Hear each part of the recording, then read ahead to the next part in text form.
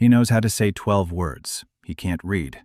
He doesn't understand why people need shiny, odorless discs. Yet with just a handful of roots, he lifts a girl from her bed, a girl whom the capital's healers had given up on 6 months ago. And now the entire empire is searching for the savage from the forest. It all began at dawn. From beneath the black crowns of the devouring forest, a barefoot youth clad in a wyvern pelt steps out onto a sun-drenched wheat field. 16 years old. Around his neck is a necklace made of the teeth of creatures that imperial bestiaries still consider a figment of the imagination. An old white scar stretches across his face. His eyes are the color of a winter sky, not cold, empty, like a well into which you throw a stone and cannot hear the bottom. No one has returned from this forest in 300 years. Heroes went into the thicket for glory and an SSS rank contract. Their bones became fertilizer for the roots. But this boy simply walked out, alive. And the grass parts before him of its own accord. The stalks bend aside like dogs making way for their leader. Eris doesn't even notice. For him, this is normal. That's what any grass does when someone walks by. His name is Eris Grimm. He took his last name in honor of his mother, and his mother is the ancient Fenrir Grimwald. A being older than the church, older than borders, older than human language. A creature the priests whisper about when they think the children are asleep. Fenrir picked him up on the 3rd day after his birth, or rather swallowed him, and then spat him out. And for 16 years he nursed him in the belly of the continent, amid claws, fangs, and a roar that shatters rocks. Eris isn't a stranger from another world. He's a stranger back in his own, from the world of beasts to the world of humans. And the first thing he sees here is neat rows of wheat. Someone has combed the earth with a rake. Why? The earth doesn't like being combed. It likes being listened to. The wind carries scents, smoke, fat, sour milk, and fear. A great deal of fear. The whole village beyond the field reeks of fear. Mom used to say that people are soft beasts who have forgotten how tasty they are. Eris steps onto the path. A peasant is pushing a cart toward him. Eris turns and smiles, as best he can. That is, he bares his teeth. All teeth out. More fangs than a human should have. The wyvern's hide glistens in the sun. The necklace clinks dully against his chest. The peasant turns pale. He drops the reins. Eris takes a step and utters the first human word he learned from his mother. Salt. Slowly, carefully, like a child learning to speak. Because that is exactly what he is, a child. 16 years among beasts do not foster eloquence. His mother taught him exactly 12 words. Salt, water, no, yes, fire, it hurts, thank you, meat, friend, enemy, mom. And a name. It was enough for the forest. It turned out to be too little for the human world. The peasant doesn't answer. The peasant falls. His eyes roll back. The smell of fear hits his nose so sharply that Eris recoils. He sits down nearby and waits. He knows how to wait. In the forest, you sometimes sit by a watering hole for 3 days until the prey comes to you. The peasant comes to his senses after 15 minutes. He sees Eris. He passes out again. By the 3rd time, Eris has already backed away 10 paces. The peasant jumps up, grabs his cart, and races toward the village faster than he's run since his youth. Eris is upset, genuinely. He didn't do anything wrong. He just wanted salt. Mom told him to. Mom is tired of eating meat without salt. And when Mom grumbles, the trees within a kilometer lose their leaves. Eris heads toward the village, Birchwood. He doesn't know the names. He can't read. To him, it's just a cluster of smells. A tree, clay, fat, flower, fear. People watch him from behind fences, from windows, from cracks in doors. No one comes out. The houses stand straight, like wheat. People like straight rows too. Why? In the forest, straight means dead. Only dead trees stand straight. The living always reach for the light. He goes where the smell of food is strongest. A tavern. He walks in. 3 people at the tables freeze. The innkeeper drops his rag. Eris approaches the bar. Salt. The innkeeper looks at the hide, at the necklace, at the scar, at the eyes that don't blink. Eris doesn't know how to blink like a human. In the forest, blinking means you're weak. Weak means you've been eaten. The innkeeper swallows. He reaches under the counter, pulls out a small bag of salt. Eris takes it, sniffs it, nods. It's real salt. He knows that smell. His mother used to find chunks of rock salt in deep caves and let him lick them. The best food in the world. After meat. And after the warm blood of a fawn on a winter morning. Eris turns toward the exit. The innkeeper shouts after him that the salt costs 2 copper coins. Eris freezes. He doesn't know the word copper. The innkeeper shows in the coins, small, round, shiny. Eris steps closer, takes one, sniffs it, twirls it between his fingers. Not food, not a weapon, not a tool. It smells of metal and other people's hands. What use is it to him? He puts the coin back. He removes a tooth from his necklace, a manticore's milk fang. He places it on the counter. That's how they traded in the forest. You give a bone, you get passage, or food, or silence. This tooth is worth more than the entire inn, more than the whole village. The innkeeper doesn't know this. He just wants the young man to leave. So he nods. Eris goes out, with the salt. The first task is complete. He sits down on the porch, unfolds the little bag, licks the salt, squints. The taste of home, the taste of the cave, the taste of his mother's breath when she leaned over him at night to check if he was alive. Every night, 16 years. An ancient beast capable of splitting a mountain with a swipe of its tail. Every night it sniffed the sleeping boy and counted his size. Eris licks the salt and doesn't understand why his face is wet. He touches his cheek. Water. The sky is clear, no rain. He looks at his fingers. Wet, salty. They're tears. He doesn't know what they are. He never cried once in the forest. There was no reason. Mom was nearby. The pack was nearby. But now there is neither Mom nor the pack. There is him. A little bag of salt. A village full of fear. And 1,000 kilometers to home. He wipes his face. He stands up. He sniffs the air. And then, from the tavern, comes a smell he wasn't expecting. Illness. Severe. Old. Not contagious. Something else. Something hollow. As if a thread had been pulled from a living body and it had begun to unravel at the seams. Eris knows this smell. This is how beasts smell when their mana is draining away. Mom called it the silent death.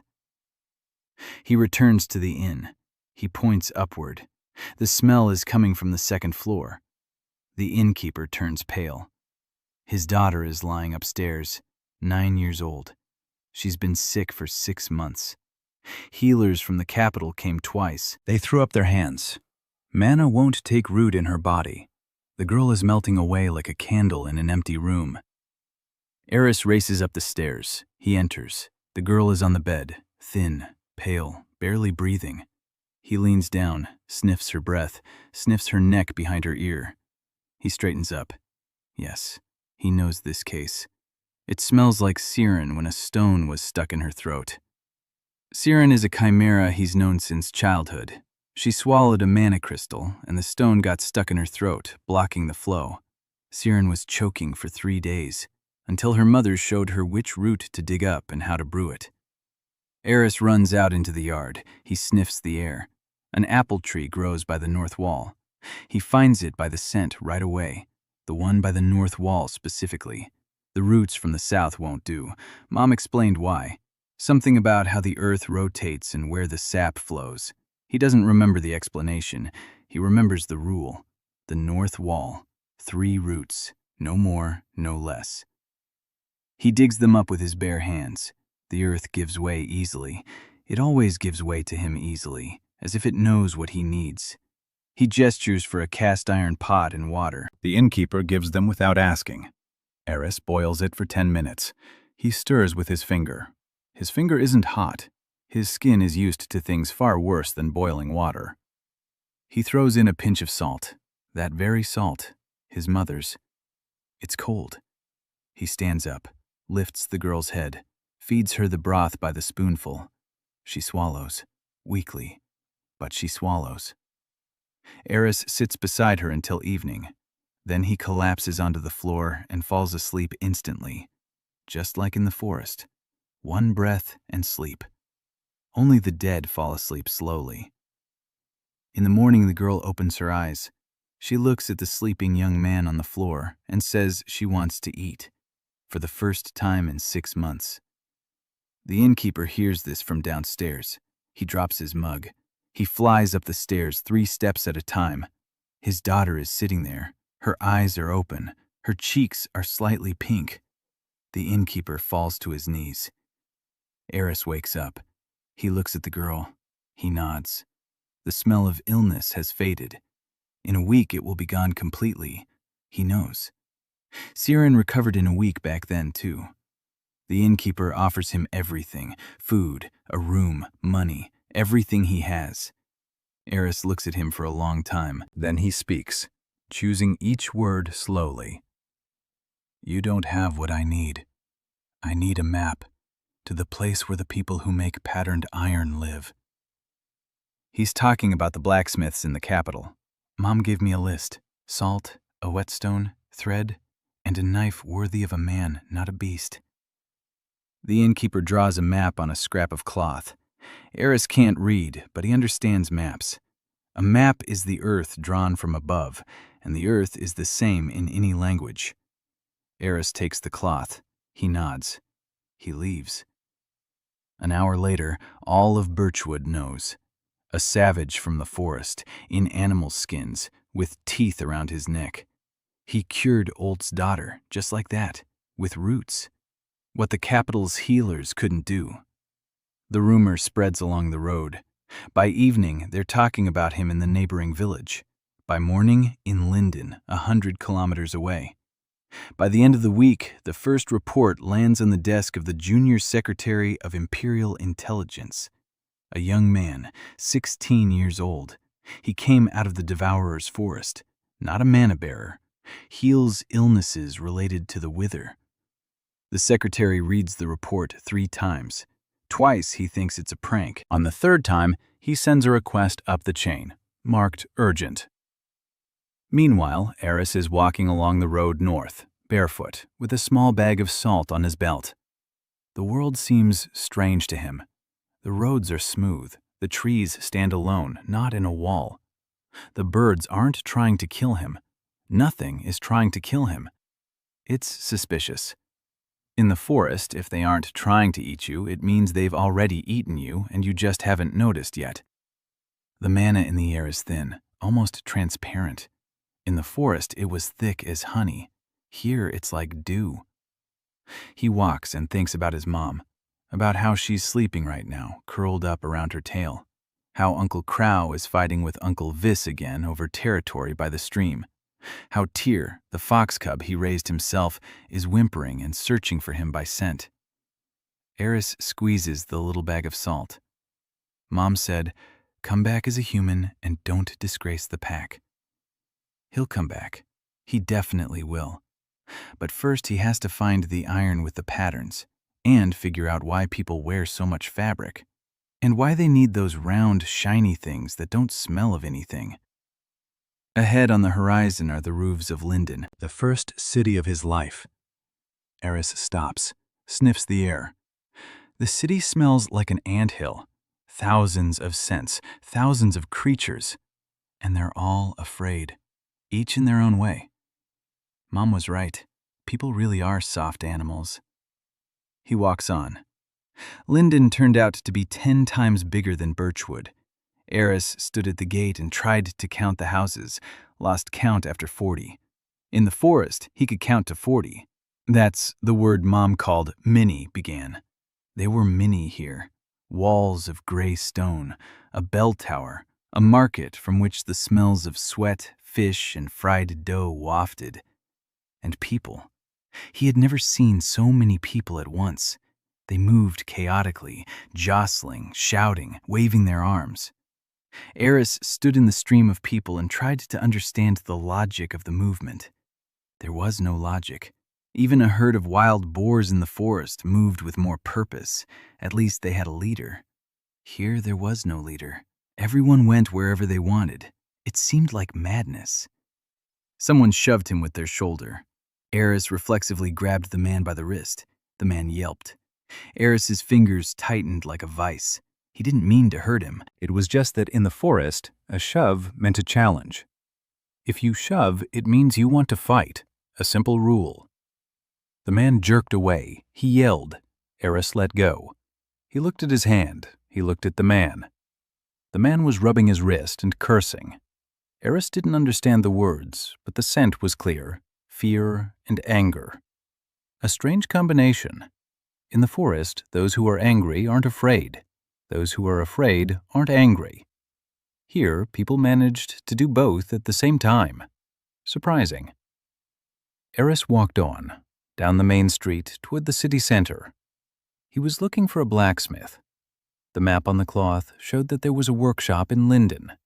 Not a capital city one, of course, but it would do for a start. He sniffed the air, looking for the smell of red-hot iron and coals. He found it quickly. The smithy stood at the intersection of two streets. Smoke was coming from the chimney. It smelled right. Eris went inside. The blacksmith was a large man with scorched hands. He was forging a horseshoe. Eris stood in the doorway and watched, for a long time. The blacksmith didn't notice him for 3 minutes. Then he turned around. He saw him. He flinched. Eris spoke a single word. Knife. The blacksmith looked at him. Eris made a gesture with his hand, a cutting motion. Knife. The blacksmith understood. He pointed to the wall where the finished blades hung. Eris walked over. He took one down. He turned it over. He sniffed the blade. He tested it on his fingernail. The blade slid right off and didn't even leave a mark. Eris put the knife back. He took another one. Same thing. A third. A fourth. All the knives were dull.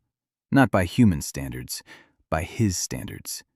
The knife he used to butcher his prey in the forest was made from a shard of Fenrir's fang. That knife cut through stone like butter. These knives wouldn't even cut through the hide of a young wyvern. Eris put down the last knife and looked at the blacksmith with an expression the blacksmith interpreted as deep disappointment. The blacksmith took offense. His family had been making these knives for 3 generations, the best in Linden. Eris didn't know what offense was. He was simply stating a fact. Bad knife. Need a good one. He took a fragment of scale out of his belt pouch, a small one, about the size of a thumbnail. The scale was black with a green sheen. It didn't reflect light. It absorbed it. Eris placed the scale on the anvil. He said one word. This. The blacksmith leaned over. He touched the scale.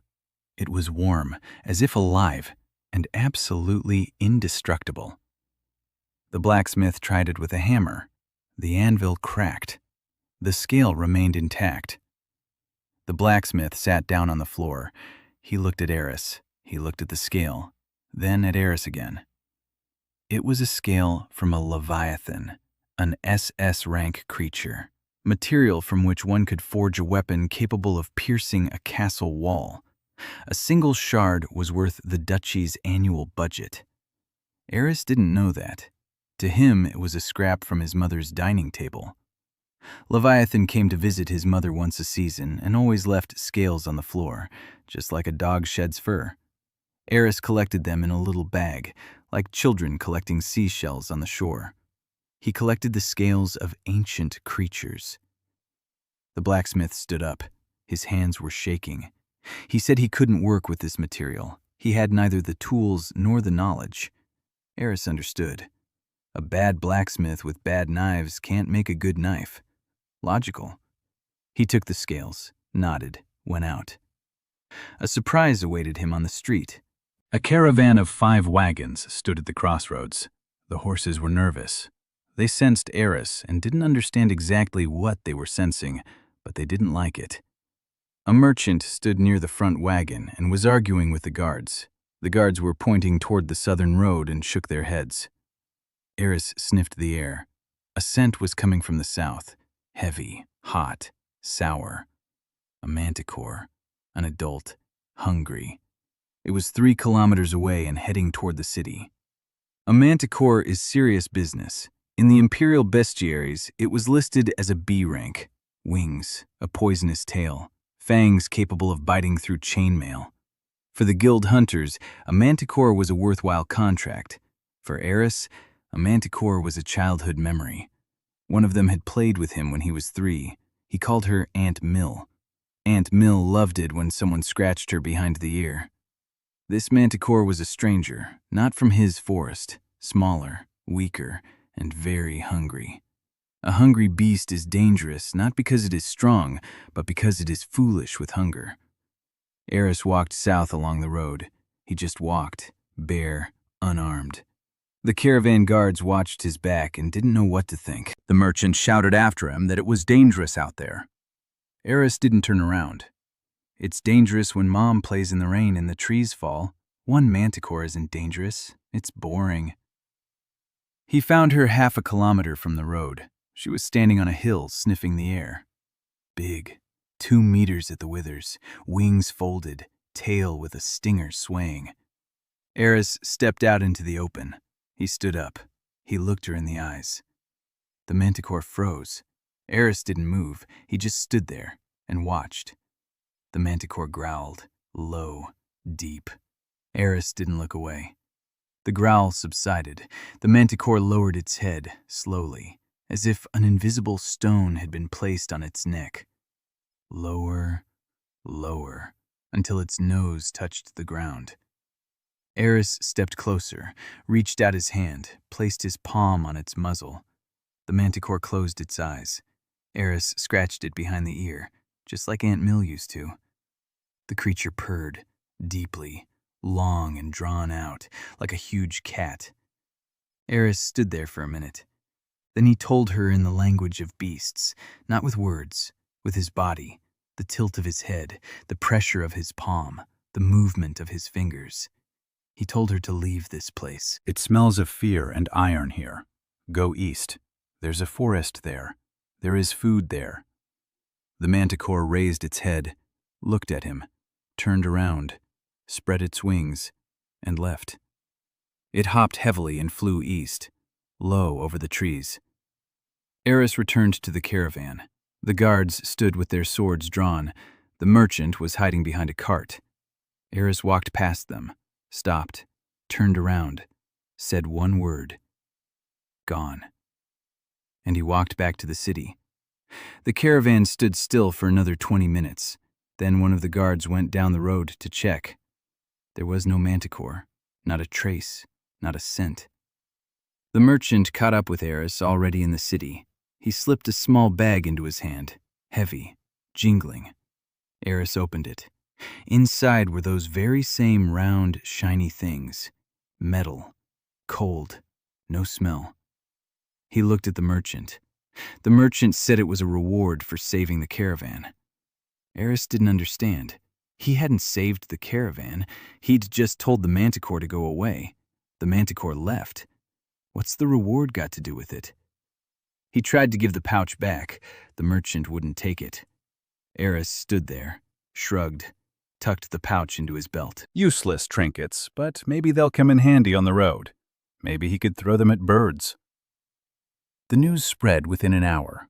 A vagabond from the forest drove away a manticore with his bare hands. No weapons, no magic. He just looked at it, and it left. It was impossible. A B-rank manticore. Hunters usually go after it in groups of 5, with artifacts, with training. 3 out of 5 don't come back. And this guy, barefoot, in his pelt, with teeth on his neck. He stood before her as if he were a house cat and scratched behind her ear. Lyndon hummed. By evening, a girl approached Eris. Tall, thin, hair the color of dry grass, hands stained green with plant sap. She smelled of wormwood and mint and something sweet he couldn't quite place. She wasn't afraid. That was the first thing he noticed. Everyone around him smelled of fear, not her. She smelled of curiosity. In the forest, curiosity had its own scent, warm, slightly sour, like an unripe berry. The girl introduced herself as Sarah Holloway, an herbalist, a local. She said she'd heard about him, about the girl in Birchwood, about the manticor. She asked what he'd used to treat the child. Eris looked at her. For a long time. She didn't look away. She didn't flinch. She didn't turn pale. She just stood there and waited for an answer. Eris remembered his mother. His mother used to say that among people there are those who haven't forgotten, who still feel the forest. There are few of them, but they exist. His mother called them the quiet ones. Sarah was a quiet one. Eris sat down on a step by the fountain. He pointed to the spot next to him. Sarah sat, and he began to tell her, slowly, choosing his words carefully, mixing up the order, sometimes replacing words with gestures, about the roots, about the northern wall, about Siren and the lump in her throat. Sarah listened without interrupting. Her eyes grew wider and wider, not out of fear, out of understanding. She was an herbalist. She knew plants. But what Eris was telling her was beyond any textbook. It was the alchemy of the forest, knowledge passed down from the mouths of creatures humanity considered mythical. That evening, for the first time in her life, Sarah Holloway didn't go home on time. She sat on the steps next to the boy in the wyvern skin and jotted down in the margins of her herbarium things that would revolutionize medicine across an entire continent. She didn't know that yet. Eris didn't know either. He was just telling her, because she asked. And her mother had taught her, if someone asks and isn't afraid, it means they deserve an answer. Night fell on Lyndon. The lamplighter lit the lamps. Eris looked at the fire through the glass. He had never seen street lamps before. In the forest, the light came from mushrooms, huge ones, blue ones. They grew on dead tree trunks and glowed at night like fallen stars. The fire here was yellow and dim and smelled of burnt fat. It wasn't pretty, but it was warm. Sarah stood up.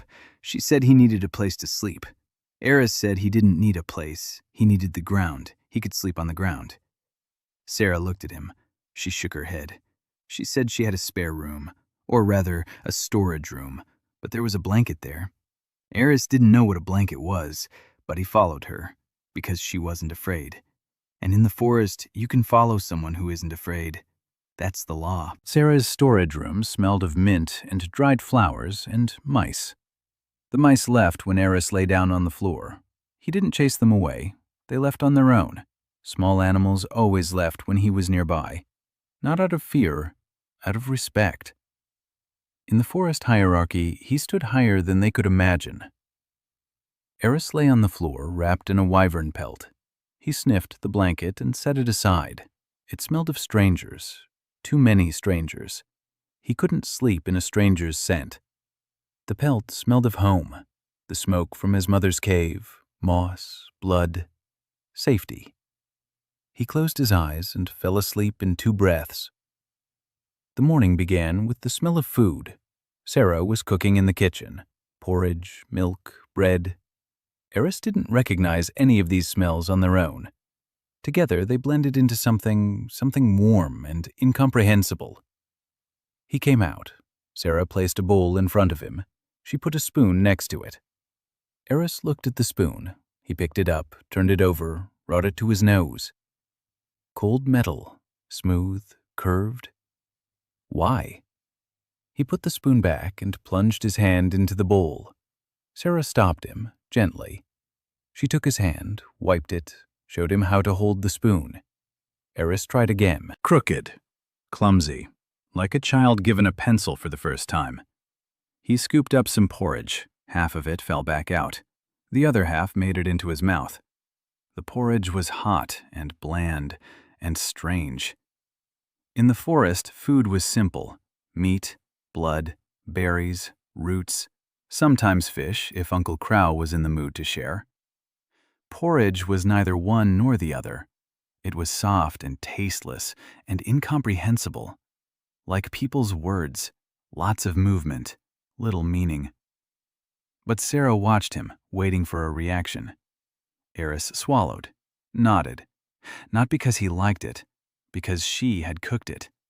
And in the forest, if someone cooks for you, it means you're part of the pack, and the pack doesn't reject food.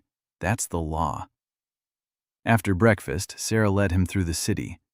Eris walked beside her, soaking it all in. Everything was new. Stalls with fabrics. He touched the silk and pulled his hand away, slippery, like a snake skin, but dead. Why do people wear dead snakes? A fruit stall.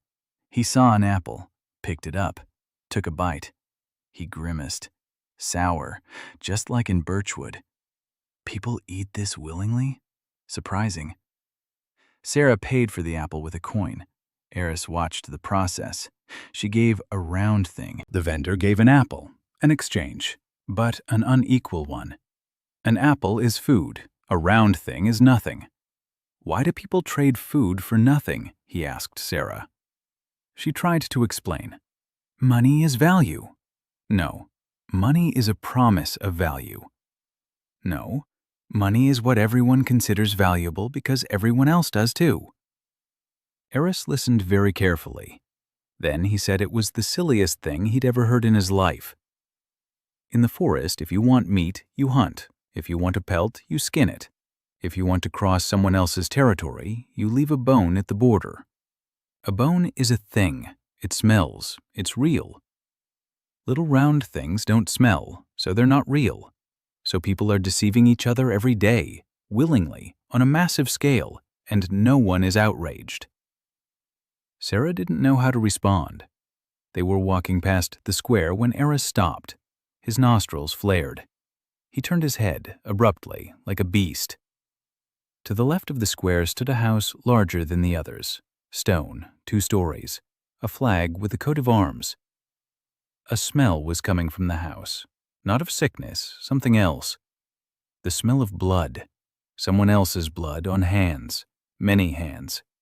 An old smell ingrained in the walls, and a fresh smell on the threshold. Sarah said it was a branch of the Hunters Guild. Eris didn't know what a guild was. Sarah explained. People who kill beasts for money. Eris stared at the building for a long time. Then he asked why. Sarah said that beasts attack people. Eris asked if people attack beasts. Sarah fell silent. Eris walked toward the building. It was noisy inside. A long hall with boards on the walls. On the boards were pieces of paper with writing. Contracts. Eris couldn't read them, but he could smell them. The papers smelled of ink and greed and fear. People in armor and leather sat at the tables. Hunters. They smelled of sweat and metal and the blood of beasts. Some smelled of their own blood. Wounds, fresh and old. Eris stood in the doorway. The conversations died down. The hunters looked at him. A wyvern pelt, a necklace of teeth, a scar, bare feet, eyes that didn't blink. One of the hunters stood up, a big one, with an axe on his back. He approached. He looked down at him. He asked who he was and what he wanted. Eris looked up at him. He was a head shorter, 30 kilos lighter, unarmed, and completely calm.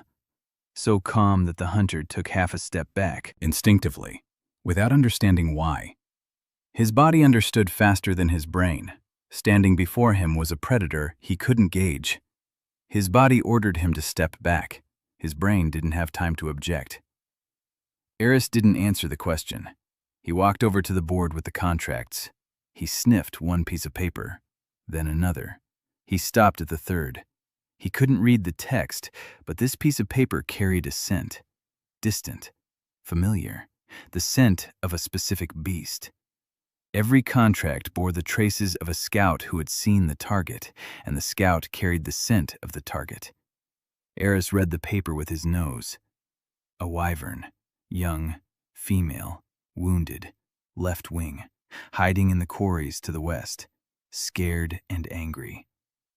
He turned around, pointed at the slip of paper, then pointed west, then pointed at his left shoulder and winced, feigning pain. The hunters exchanged glances. The slip of paper did indeed describe a contract for a wyvern in the western quarries. C rank, a reward of 20 silver coins. A group of 3 hunters had set out for it yesterday and returned empty-handed. The wyvern was fast and vicious. Eris tapped the slip of paper with his finger. Then he tapped his chest. Then he pointed at the door. The meaning was clear.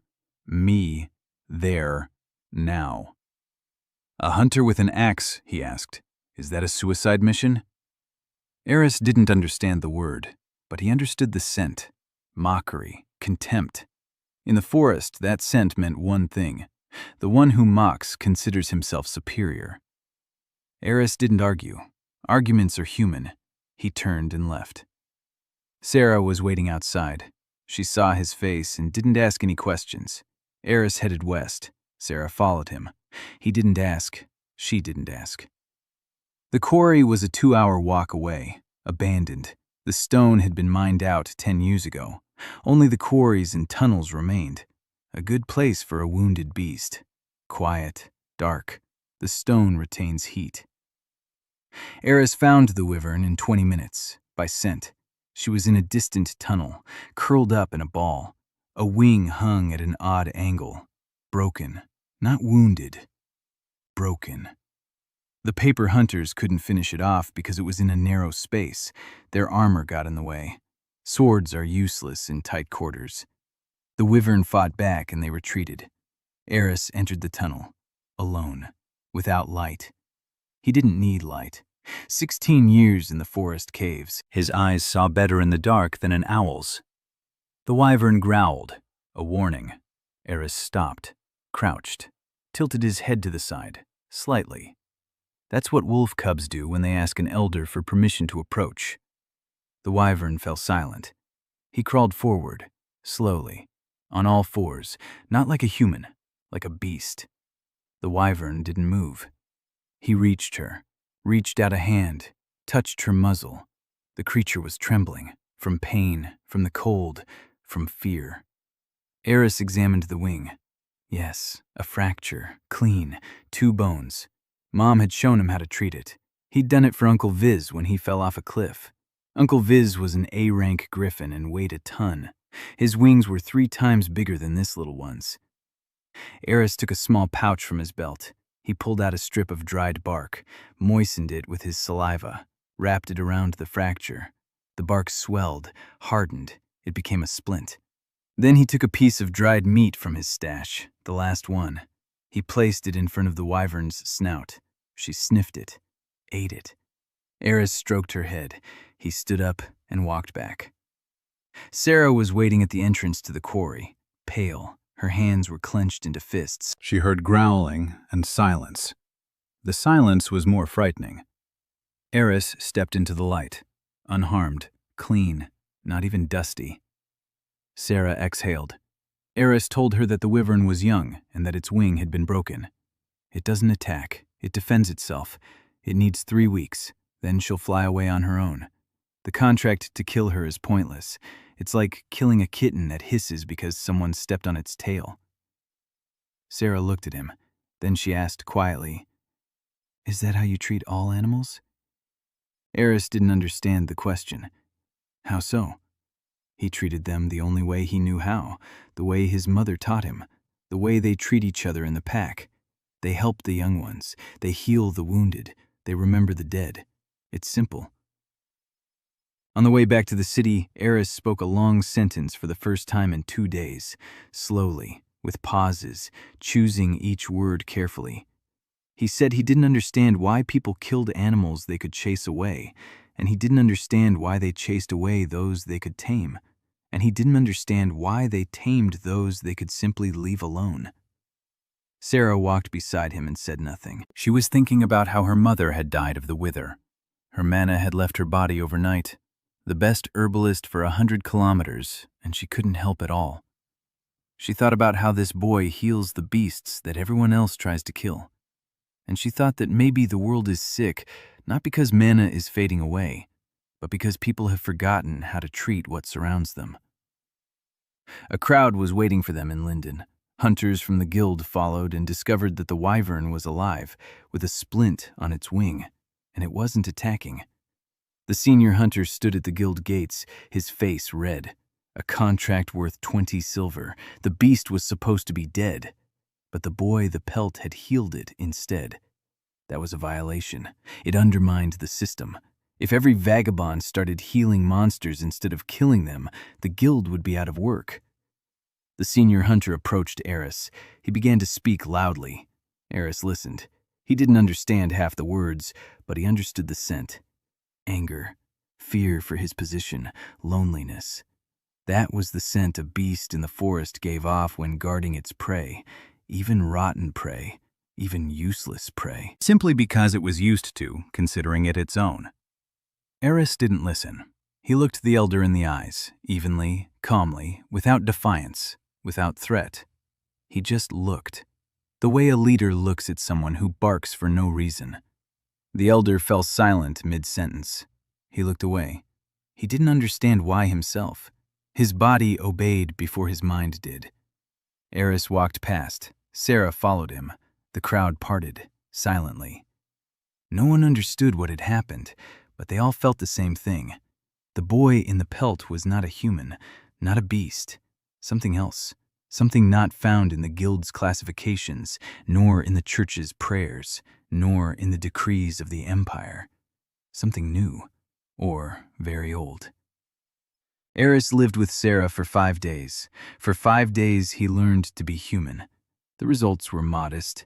He mastered the spoon on the second day. He held it strangely, like a knife. But the food made it into his mouth, and that counted as progress. He rejected the fork entirely. 4 sharp prongs on a stick. A weapon, not a tool for eating. He tried to hurl it at the wall 3 times before Sarah hid all the forks in the house. He rejected the clothes, too. Sarah bought him a shirt, white, linen.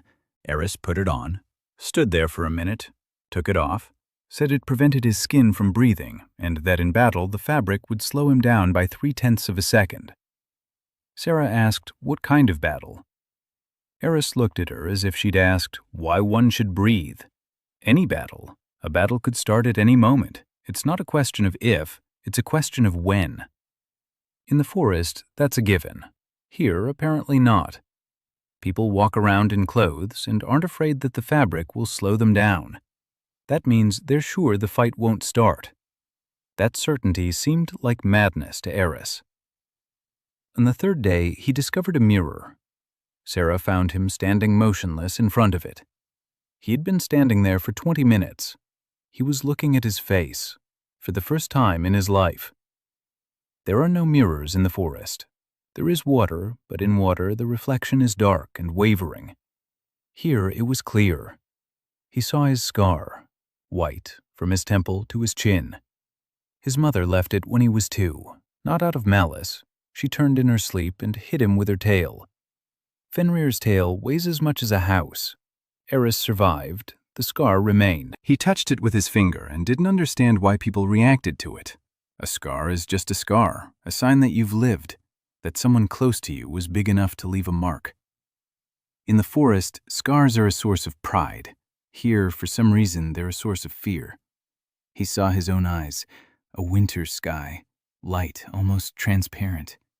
Mom used to say he had the eyes of his real mother, the one, the human one, the one who gave birth to him and gave him away, didn't abandon him, gave him away.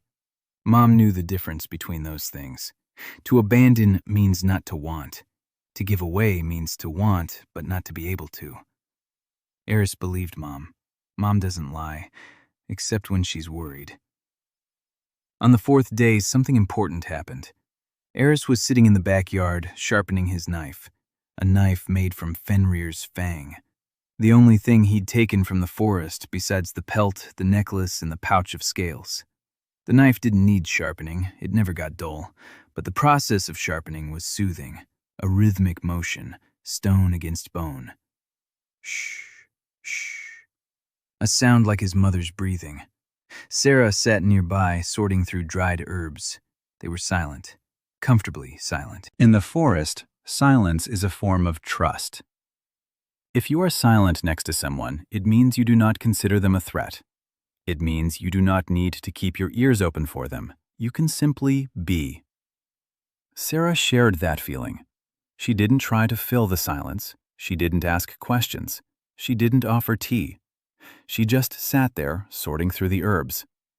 For the first time in 5 days in the human world, Eris felt something resembling peace. Then he sensed something else. A scent, familiar, from birchwood. Disease, silent death, wilting. He stood up, turned toward the house. The scent was coming from the street, not from one place, from several. 3. No, 5. No, more. He went out into the street. He walked through the town, sniffing the air. Sarah followed him. Eris stopped at houses, pointed, here and there. Sarah turned pale. She knew these houses, knew who lived in them. Old Henrik on Mill Street, the Thorn twins on Market Square, Widow Claire behind the church, little Pete from the baker's family. They were all on their feet. They all looked healthy, but Eris shook his head. No, they reek of emptiness. The mana is fading, quietly, slowly. They don't know yet. In a month, they'll find out. In 3, they'll fall. In 6. Eris didn't finish. Sarah finished for him. In 6, they'll die, like her mother. Eris looked at her. He saw the scent, not tears, not fear. Rage. The quiet, cold rage of a man who had already failed to help once and now watched it happen again. Eris reached out his hand, not to embrace, not to comfort. He knew how to do neither. He placed his hand on her shoulder, heavily, the way you place a hand when you say, "I'm here." In the language of beasts, this gesture meant, "You're not alone, and we'll hunt together." Sarah looked at his hand, then at him. Then she nodded. The next day, Eris left the city before dawn. Sarah woke up and found the storeroom empty. A wyvern pelt lay on the floor, neatly rolled up. He had left the pelt. That meant he would return. In the forest, you don't leave a pelt behind if you're leaving for good. A pelt is a home. A home waits for its owner. Eris went into the forest, not the forest of devourers, an ordinary forest south of Linden. Small, quiet, pitiful by his standards. The trees were thin, they were small, the mana in the soil barely glowed. But there were plants, and he was looking for one in particular. The root of the silent tree. The only plant that stops the wilting. The problem is that the silent tree grows only in the devourer's forest, only in SSS rank zones, only where mana is as thick as blood. It isn't here. It can't be. Eris searched anyway, for 3 days. He scoured every corner of the forest, sniffed every tree, dug under every rock. On the 3rd day, he didn't find a root. He found a trace, faint, barely noticeable. The scent of a silent tree in the soil, ancient, centuries old. Once, long ago, one grew here. Then it died, when the mana became too thin. But the roots remained deep. Dead roots do not heal. But Eris knew something no alchemist on the continent knew. A dead root of a silent tree, combination with 3 other ingredients, provides a quarter of the effect of a living one. Not a cure, a delaying agent. It buys time, months, maybe a year, enough to find a living root. He dug up the dead roots, filled a sack, returned to Sarah at dawn on the 4th day, dirty, scraped, with a sack on his shoulder. He placed the roots on the table, silently. Sarah looked at the roots, then at him. She didn't know what they were. Eris sat down. He began to explain. Slowly. It was hard. Every word was like a stone that had to be chiseled out of a rock. He told her about the silent tree, about how it cures wither, about how there are no living trees here, but a dead root can be used if mixed with the juice of a marsh lily and the ashes of a white mushroom and a drop of blood from someone who carries no mana themselves. He didn't name the last ingredient. He just took out his knife and cut his finger. The blood was dark, almost black. Not because it was diseased, because the heart of emptiness stained everything that flowed through it. His blood absorbed light just as his chest absorbed mana. Sarah stared at the black drop, then at his face. Eris placed the drop on the root. The root twitched, barely noticeably, as if, for a moment, it remembered that it had once been alive. That would be enough. Eris spent the rest of the day explaining the recipe to Sarah. She took notes. Her hands were shaking, not from fear, from realization. She held in her hands a recipe that could save dozens of lives, maybe hundreds, maybe more. A recipe that isn't in any textbook because it was created by a boy raised by an ancient beast. In the evening, Sarah brewed the first batch. Eris stood nearby and corrected her. Stir more slowly, lower the heat. Don't breathe over the cauldron. The silent tree doesn't like strangers' breath. It absorbs emotions. If you breathe over it with anxiety, it will absorb the anxiety and the medicine will turn into poison. You have to breathe calmly, or not breathe at all. Eris didn't breathe while Sarah stirred. He could hold his breath for 4 minutes. His mom taught him. It comes in handy underwater. The decoction turned out cloudy, gray.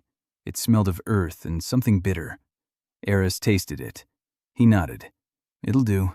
Not perfect. A living root would have yielded a clear golden decoction. A dead one yielded a gray one. But it worked.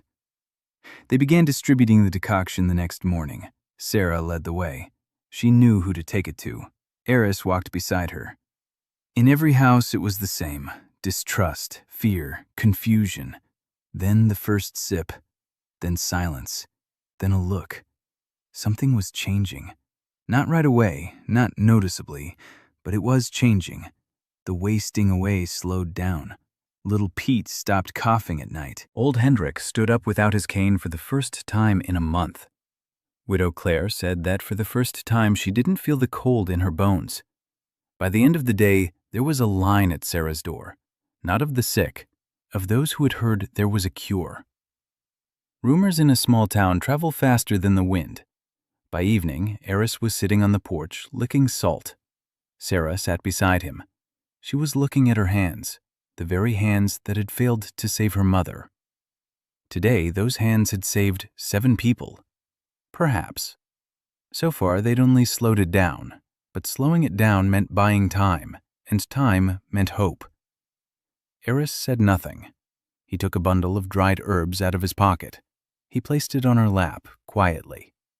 She looked at it. These were the very herbs she had run out of 3 days ago.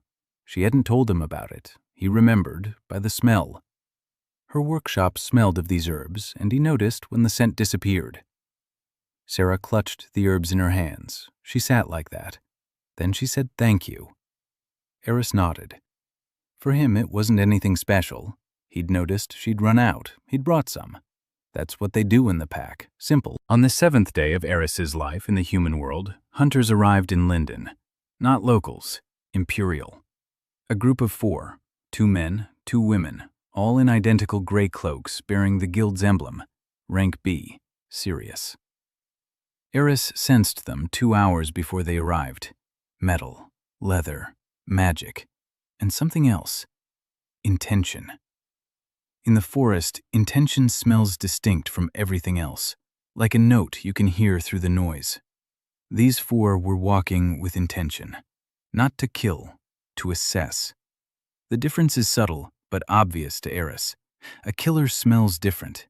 A killer's scent is compressed, dense, like a stone before it falls. These ones had an open scent, broad. They were going to gather information. Sarah found out about the hunters when they entered the city. She turned pale. The Imperial Guild doesn't come to Linden without a reason. Linden is a small town. There are no contracts higher than C rank. A B rank quartet is like a cannon to a sparrow. If they're here, it means they're not here for a contract. They're here for him. Eris wasn't hiding. He was sitting on the porch of Sarah's house, carving a spoon.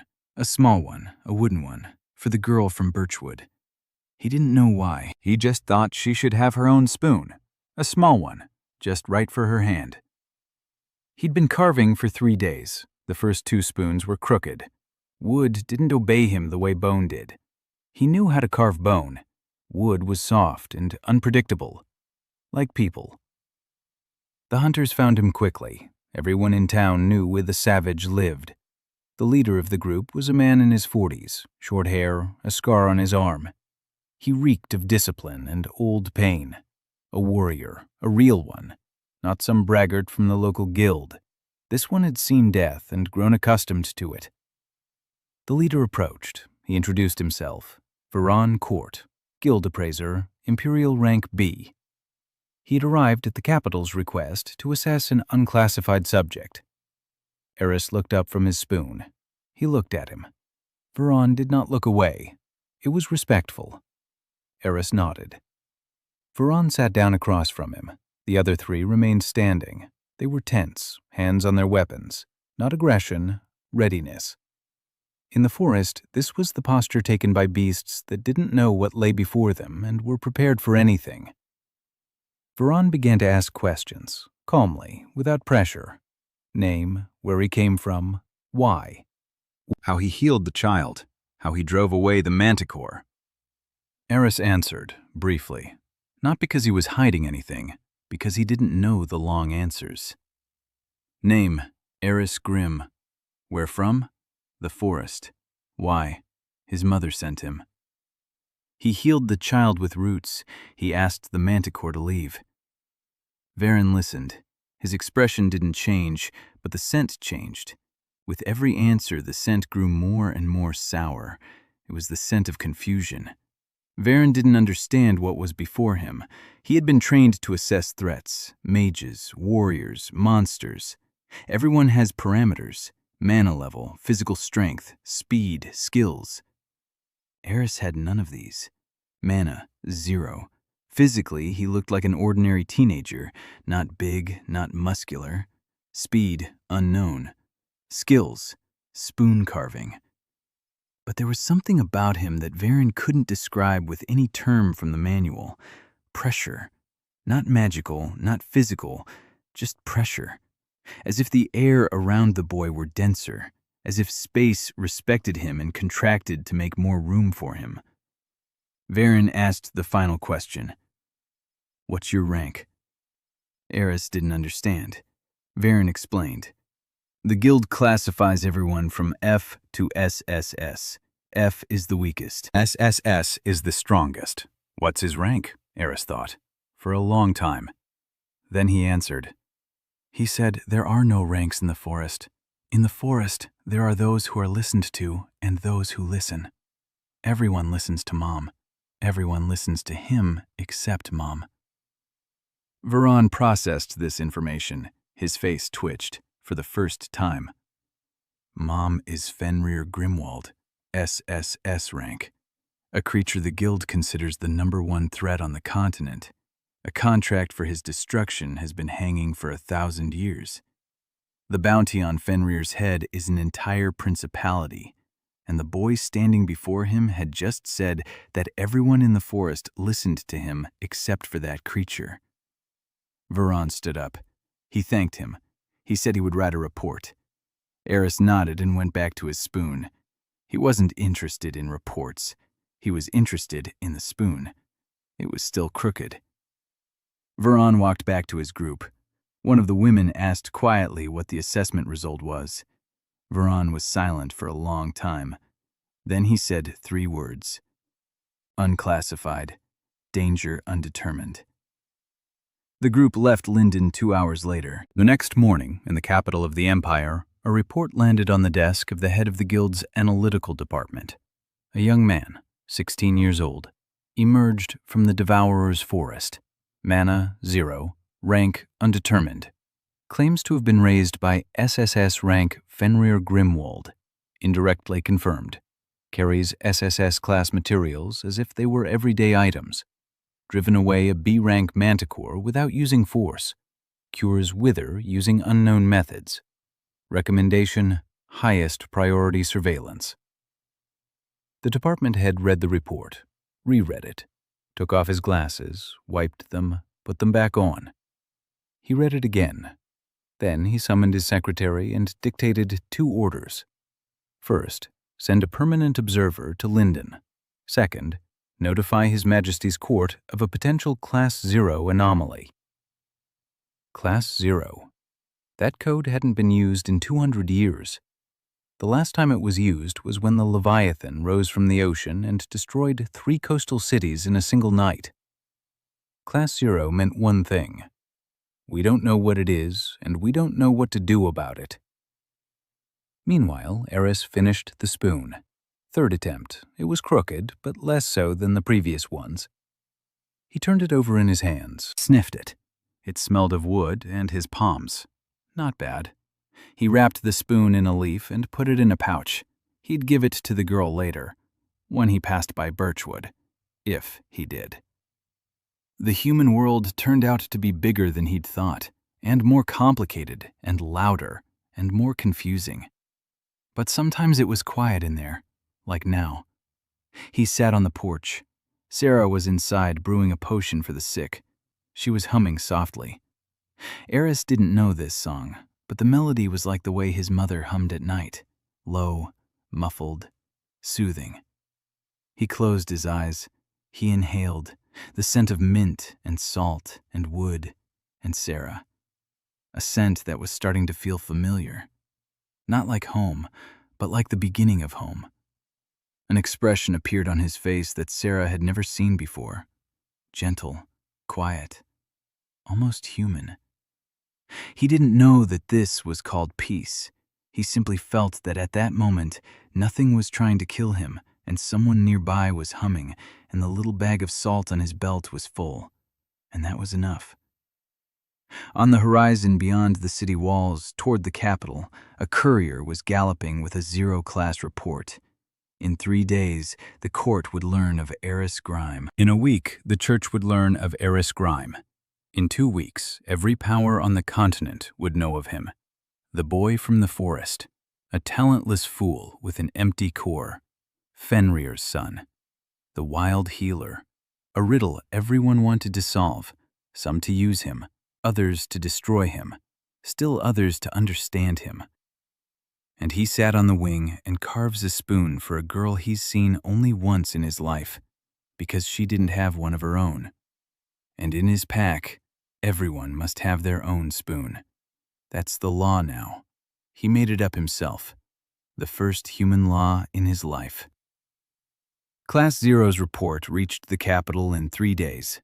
It lay on His Majesty's advisor's desk for 2 more days because the advisor couldn't believe his eyes. Then the advisor showed it to the king. The king didn't believe it either.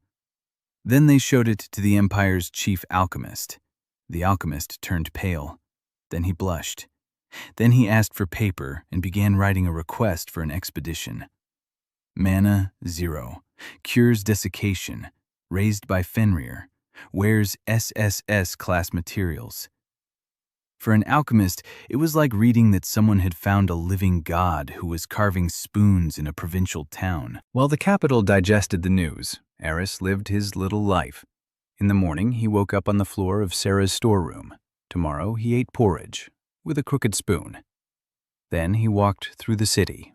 He sniffed, he listened, he learned. He learned 20 new words in a week. Among them were market and thank you and no thank you and please don't shout, I can hear you anyway. He used that last phrase often. People in Linden shouted a lot. Merchants shouted about their wares. Children shouted with joy. Wives shouted at their husbands. Husbands shouted into the void. For Eris, it was unbearable. In the forest, a shout means one thing: danger, deadly. If you shout, you're calling the pack for help. You don't scream for no reason. Here, people screamed constantly, and no one came to help, so screaming means nothing. So people use their voices just to make noise, like birds that sing not because they're happy, but because they're afraid of the silence. Eris wasn't afraid of the silence. He was afraid of the noise. On the 10th day, a caravan arrived from the capital of the Duchy of Cardwin. A large one, 12 wagons, guards, flags. Eris stood in the square and watched. The caravan carried fabrics and spices and something else, something that smelled different, not goods. A person. A specific person in a closed carriage in the middle of the caravan. The scent came from there, young, female. It smelled of ink and paper and metal and fear.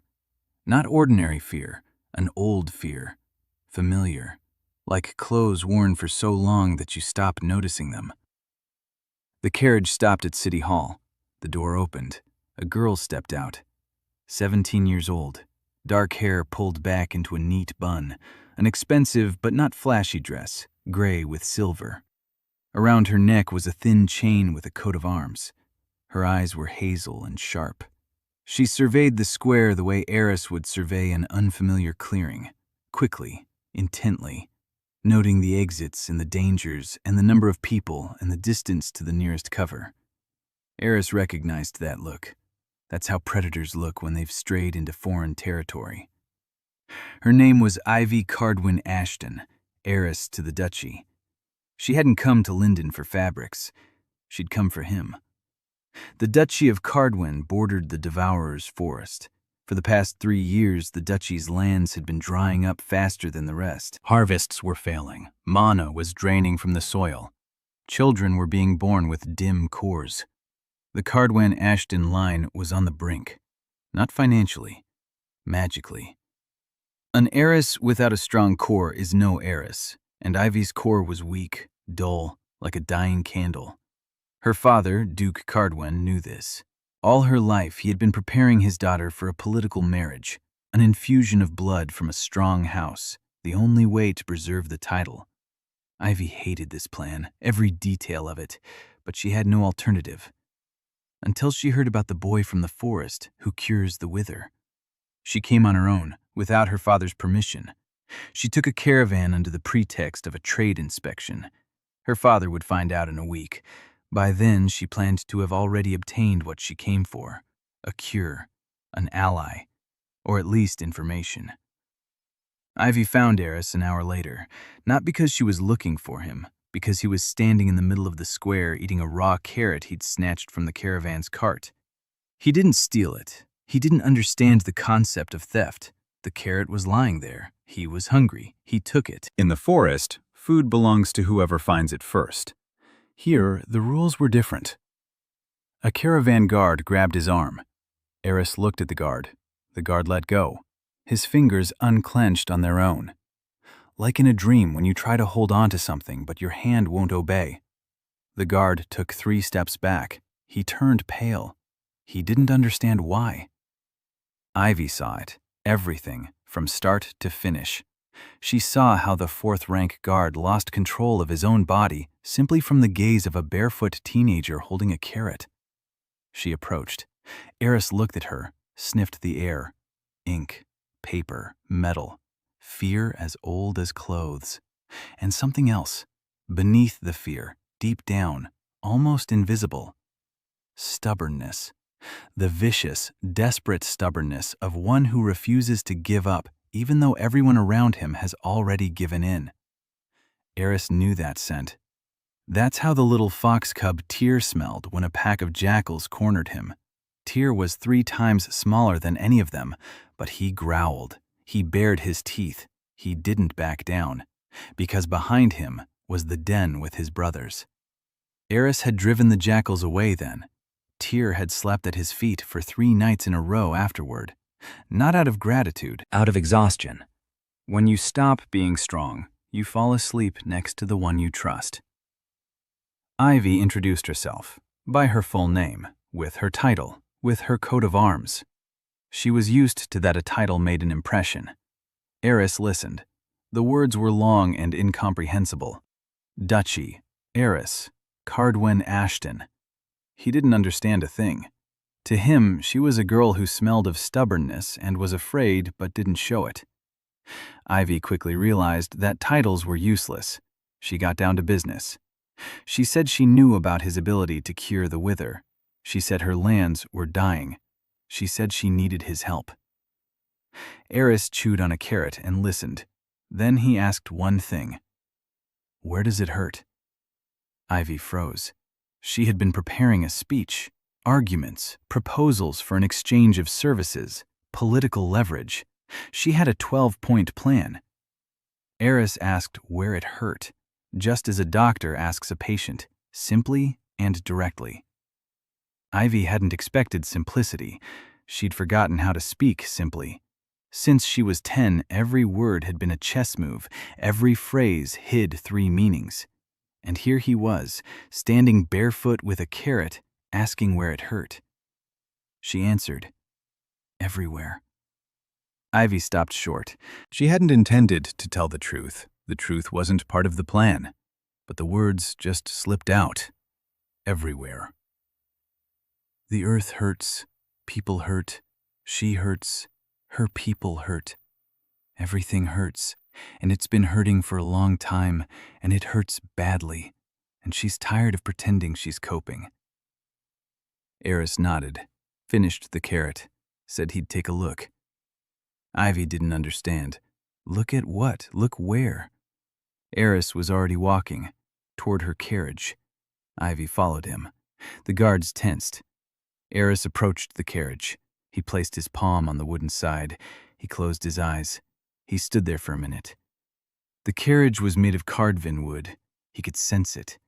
The wood remembers the land where it grew. That land smelled of dryness, dust, dying. Like the forest on bad days when mom is sick and everything around falls silent. Eris opened his eyes. He looked at Ivy. Seriously, heavily. He said that her land wasn't just drying up. It was being drained. Someone was drawing mana from the soil, actively, purposefully. This wasn't a disease. It was theft. Ivy turned pale. She had suspected it for a long time. But suspicion and confirmation are 2 different things. Suspicion can be ignored. Confirmation cannot. She asked who. Eris shrugged. He didn't know. But he could go there and sniff it out. The earth will tell. The earth always tells if you know how to listen. Ivy proposed a deal. He goes to Cardwin, inspects the lands, helps however he can. In return, she gives him access to the duchy's best blacksmiths, and protection, political protection. An official visit under the Cardwin coat of arms. That meant the guild wouldn't be able to touch him without the Duke's permission. Eris didn't understand half of it, but he caught the gist. Blacksmiths, good ones, who make patterned iron. He agreed. She found out that evening. She sat at the table and was silent. For a long time. Eris stood in the doorway and waited. He didn't understand why she was silent. Usually, the silence between them was good. This silence was different, heavy, like a stone in the stomach. Sarah asked if he was leaving. Eris nodded. Sarah asked for how long. Eris didn't know. He didn't understand human distances or human time. To him, a month and a day were barely distinguishable.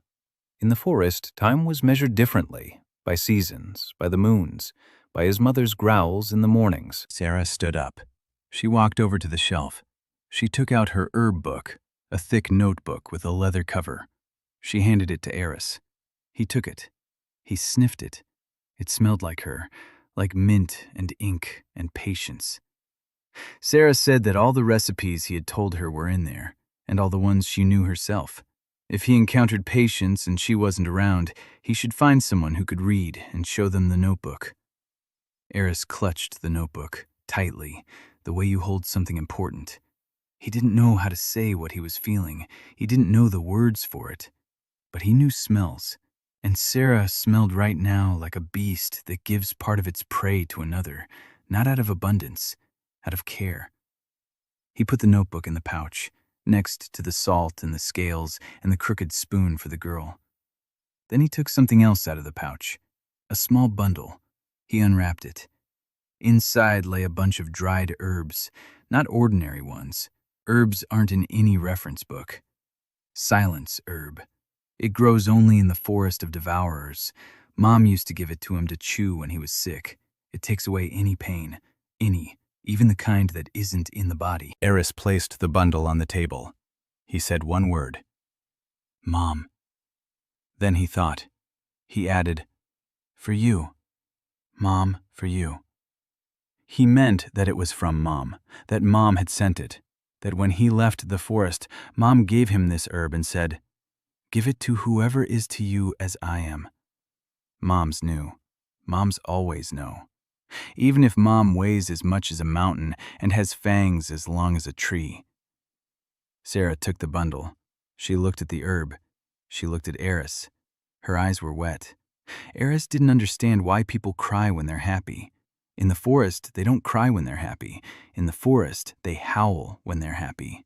Quietly, long and low, on a single note. He almost howled. He held back. People don't howl. People cry. Strange creatures. In the morning, Eris left with Ivy's caravan. Standing on the wagon, he refused to sit in the carriage. It smells like strangers. He stood and looked ahead, the wind in his face, the smells of the road, dust, grass, horse sweat, and far ahead, the smell of Cardwin, dry, heavy, sick. Eris squeezed the little bag of salt. New territory, new smells, a new task. Mom said to become human. He wasn't there yet, but he'd learned to eat with a spoon, not throw forks, and say thank you. Not bad for 2 weeks. A wyvern hide lay nearby on the cart. He'd taken it from Sarah's storeroom. The hide smelled of mint. It hadn't smelled that way before. Now it did. Sarah's scent had seeped into the hide over 10 days. Eris held the hide to his face. He inhaled. Mint and home. 2 scents that now meant one thing. The journey to Cardwin took 6 days. Eris spent 6 days on the cart, learning to talk with Ivy. It was harder than talking with Sarah. Sarah spoke simply, in short phrases, and she was silent when there was nothing to say. Ivy was never silent. She spoke constantly, fast, sharp, every word sharpened like a dagger. Eris didn't understand half of it, but he listened, the way you listen to a stream in the forest. Not for the meaning, for the rhythm. Ivy talked about the duchy, about her father who was sick and wouldn't admit it, about her mother who died when she was 5, about her brothers who didn't survive. 3. All 3 were born with empty cores and didn't make it past their first year. Ivy is the only one, the last one, with a dim core that glows like a stub. In a world where mana is everything, she was almost nothing. Almost. Because mana doesn't require a mind, and Ivy had enough mind for 3. Eris listened to her story and sniffed the air. With every word, Ivy's scent changed. When she spoke of her father, it smelled of bitterness. When she spoke of her brothers, it smelled of salt and old tears. When she spoke of herself, it smelled of iron, cold, hard. She had forged herself from what remained, from stubbornness and anger and a refusal to die quietly. Eris respected that. In the forest, those are the ones who survive. On the 3rd day of the journey, Ivy saw Eris eat for the first time. The caravan stopped for lunch. The cook laid out bread, cheese, and meat on the table. Eris looked at the table. He took a piece of raw meat from the supplies, not from a plate, from the bag of provisions. Raw, red, cold. He sat down on the ground and began to eat, with his hands, with his teeth, without any expression on his face, like a wolf eats, methodically and quickly. Ivy stood and watched. 12 years at court had taught her not to show emotion, but here she forgot. Her face went blank. Her jaw dropped. She asked him what he was doing. Eris raised his head, meat in his hands, blood on his chin. He said one word. Eating. Ivy closed her mouth, opened it. closed it again. Then she said that people prepare meat before eating it. They fry it, boil it, salt it. Eris thought, why? Meat is meat. Fire ruins the taste. Ivy sat down across from him, right on the ground, a dress worth 200 silver pieces in the dust. She said that if he was going to live among people, he needed to eat like a human. Eris looked at her, looked at the meat, looked back, said he'd try it. That evening, he ate roasted meat for the first time. He chewed for a long time. It was dry and tough and had lost half its flavor. But Ivy was watching, and he swallowed, because she asked. And when someone from the pack asks, you listen, even if the request is silly. On the fourth day, something happened that no one expected. The caravan was passing through a narrow gorge, cliffs on both sides. The road wound between the rocks. Eris was standing on the wagon and suddenly froze. His nostrils flared, his eyes widened. He jumped off the cart, silently, quickly, like a cat leaping from a fence, without a sound. Ivy shouted at him to ask what was wrong. Eris didn't answer. He ran ahead of the caravan. The guards didn't have time to react. He moved faster than they expected. Much faster. The man in the wyvern hide ran barefoot over the rocks so fast that the horses couldn't catch up to him. He stopped 100 meters ahead of the caravan. He stood in the middle of the road and raised his hand. Halt. The caravan stopped. Eris stood and looked up, at the cliff to the right. There were people there, 12 of them. Crossbows, swords, light leather armor. Bandits. An ambush. They were waiting for the caravan to go deeper into the gorge. Then they would block the exit and rob them in the tight space where the guards couldn't turn around. Standard tactics, effective. Many caravans had been lost in this gorge. Eris saw them through the eyes of a beast, not as people, as predators hunting in a pack. A poorly organized pack, without a leader, no hierarchy. 12 loners who decided that together they were stronger. They were wrong. He walked toward the cliff. One of the bandits shouted a warning from above. Eris didn't stop. He began to climb, without a rope, without a safety line. His fingers found cracks in the rock, as if the rock itself were telling him where to grip. 12 years of rock climbing in the forest, on cliffs covered in moss and ice and the slime of creatures. These cliffs were dry and warm, a playground. He climbed up in 30 seconds. He stood at the edge. 12 men with weapons were looking at him. Eris looked at them. They stood in a semicircle, crossbows aimed, swords at the ready. Eris tilted his head, slightly, like wolves do, and exhaled. Not a growl, not a scream. An exhalation, slow, deep, with something at the bottom, something that wasn't a sound, something that came not from his throat, but from his chest, from where other people have mana. In Eris, there is emptiness, and emptiness knows how to crush. The nearest thug dropped his crossbow. His hands stopped obeying him. The second stepped back. The third sat down on the ground. His legs buckled. The rest stood but trembled, slightly, violently, one after another. Weapons clattered in their shaking hands. Eris didn't move. He just stood and watched. 30 seconds. A minute. The bandit leader, a large man with a scar on his throat, did what none of his men expected. He dropped his sword, raised his hands, and said they were leaving, right now, without loot, without discussion, just leaving. Eris nodded. The bandits left, quickly, without looking back. 3 minutes later, the gorge was clear. Eris climbed back down. He walked over to the caravan. Ivy was standing by the carriage, white as a sheet. The guards stood with their swords at the ready. Everyone was looking at Eris. He walked past them, jumped onto the wagon. He sat down. He pulled a carrot from his supplies, took a bite, looked at Ivy, said they could go. Ivy opened her mouth, closed it, then asked in a quiet voice what that was. Eris shrugged.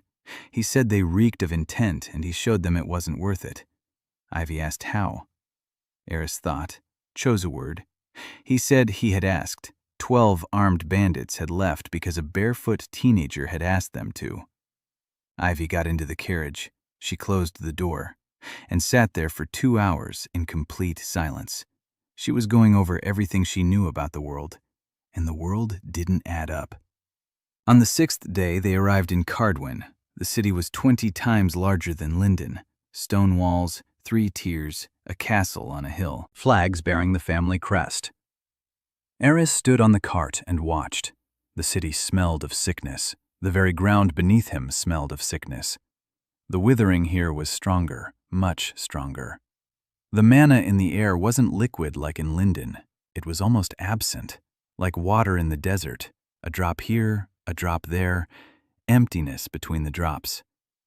Eris placed his palm on his chest, where the heart of emptiness lay. It responded, quietly, dully, like a tuning fork. The emptiness in his chest sensed the emptiness in the earth and responded. Eris clenched his fist. It was unpleasant, as if someone were pulling at your ribs from the inside. Ivy noticed. She asked what was wrong with him. Eris lowered his hand. He said the city was hungry. Ivy didn't understand. Eris pointed at the ground. The city is hungry. The earth is hungry. Everything is hungry. Someone took the food. Ivy understood. This time she understood right away. They rode through the gates. Cardwin Castle had stood on the hill for 300 years. The stone walls were gray and sturdy and smelled of time. Eris stood in the main hall and looked up. The ceiling was lost in the darkness. Columns as thick as a tree. Tapestries on the walls. Portraits of men and women with identical sharp chins. The Cardwin Ashton family, generation after generation. All of them were looking down, at Eris. He looked at them. They smelled of dust, dead, long ago. Duke Cardwin sat in an armchair by the fireplace, a large man, once strong, now thin, gray skin, sunken eyes. He smelled just like the earth surrounding the city, dryness, emptiness, fading mana. The Duke was drying up too. Eris understood this from his first breath. Ivy introduced Eris to her father. The Duke looked at the boy in the fur and said nothing. His advisors stood behind him and whispered, "Savage, vagabond, charlatan." Eris heard their whispers and smelled their scent. Greed, contempt, and fear. Always fear. The Duke asked what the boy could do for his lands. Eris looked at him, then at Ivy, then back at the Duke. He said that, for starters, he needed to go outside the walls and touch the earth. The Duke raised an eyebrow. Touch the earth. Eris nodded. The advisors whispered louder. The Duke raised his hand. Silence. He said, "Let him touch it." Eris left the castle. He walked down the hill. He reached the field beyond the wall. The field was empty. Yellow, dry grass. Not a single ear of grain. Not a single sprout. The earth was cracked, like an old man's face. Eris knelt down. He placed his palms on the ground. He closed his eyes and listened, just as his mother had taught him. Not with his ears, with his whole body, with his skin, with his bones, with the emptiness in his chest. The earth spoke, quietly, faintly, like a dying beast. It said it was in pain, that something was being pulled from it, for a long time, deeply, through something that runs beneath the earth, far away to the south. Eris listened for 10 minutes. Then he stood up, hands in the ground, face motionless. He turned toward the south. 200 kilometers away stood the city of Valaris, the capital of the Holy Empire, the heart of the Church of the Bright Mother. And at the center of that heart sat a man who for 3 centuries had been drinking manna from the earth like a tick drinks blood from a dog. Eris didn't know that yet. He knew the direction, south, and he knew the smell. Old, greedy, human. He returned to the castle. He told Ivy and the Duke that someone in the south was drawing manna from the earth through underground channels. The channels were old, hundreds of years old. They were like the roots of a dead tree that prevented the living from growing. They needed to be cut. The Duke asked how. Eris said he knew of one way. We need the blood of someone who has no mana, his blood. If we pour it into the spot where the channel is closest to the surface, the heart of the void in the blood will block the channel, temporarily for a few months. But that will be enough for the earth to begin to recover. The Duke was silent. The advisors were silent. Ivy was silent. Eris didn't understand why everyone was silent. He proposed a solution. Simple, practical. In the forest, when you propose a solution, the pack nods and goes to do it. Here, everyone stands and is silent. The Duke finally asked, how much blood? Eris thought. He estimated by the smell. The channel is deep, wide. A lot is needed. He said about a cup, every day, for a week. The Duke turned pale. A cup of blood a day is dangerous for a human. Eris shrugged. He'd lost more when Uncle Crow accidentally stepped on him in the dark. For him, a cup of blood was a scratch. His body healed quickly, not magically, biologically. 16 years among SSS rank creatures. His body had adapted or died. It had adapted. The next morning, Eris stood in a field beyond the wall. In his hand, a knife made from Fenrir's fang. A cup lay nearby. He had found the spot where the channel ran closest to the surface. The ground was colder here. No grass grew at all. A circle of dead soil 3 paces in diameter. Eris cut his palm. Dark blood flowed into the bowl. He poured the blood into the crack in the ground. The earth absorbed it, greedily, quickly, like a parched throat drinking water. The heart of the void in the blood was doing its work. It met the mana flowing through the channel and absorbed it. Not forever, but the channel was narrowing. The flow was weakening, as if a rag had been stuffed into a pipe. Water still flows, but it is no longer a river, a trickle. Eris did this every morning, 7 days, a cup of blood every day. On the 4th day, his head was spinning. On the 5th, he collapsed after the procedure. He got up. He walked back. He didn't tell anyone. On the 6th day, Ivy found him sitting against the castle wall, pale, with dark circles under his eyes. She crouched down beside him, looked at his hand, roughly bandaged, with cloth made from his own hide, blood seeping through. She asked why he hadn't said he felt sick. Eris didn't understand the question. Bad is when you're dying. He wasn't dying, he was just dizzy. That wasn't bad. It was uncomfortable. There's a difference. Ivy clenched her fists. Her nails dug into her palms. She said he was an idiot. Eris agreed. Mom used to say that too, often, with tenderness. Ivy wasn't tender. She was angry. Angry because this boy was giving his blood to save her land, hers, not his own. He didn't care about the Duchy of Cardwin. He didn't care about titles or politics. He simply saw that the land was sick and set about healing it, just as he'd healed the girl in Birchwood, just as he'd healed the wyvern in the quarry. Simply because if it hurts, it needs to be healed, that's all. No conditions, no bargaining, no calculation. Ivy hated him for it, because she couldn't do that. She calculated, she weighed things, she bargained. Every action had a price, and every price was up for negotiation. But he simply cut his arm and poured blood onto the land because the land was sick.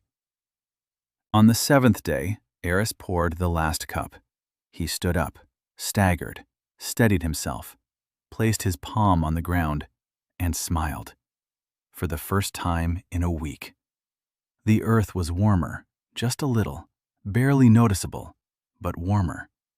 The channel had narrowed to a thread. The mana had stopped leaking. The earth began to store it. Slowly, drop by drop. But it had begun. Eris turned toward the castle. People stood on the wall. The Duke, Ivy, the advisors, the guards. They were looking down. Eris raised his hand. He waved, awkwardly, clumsily, like a child who hadn't yet learned the gesture but had already seen it done.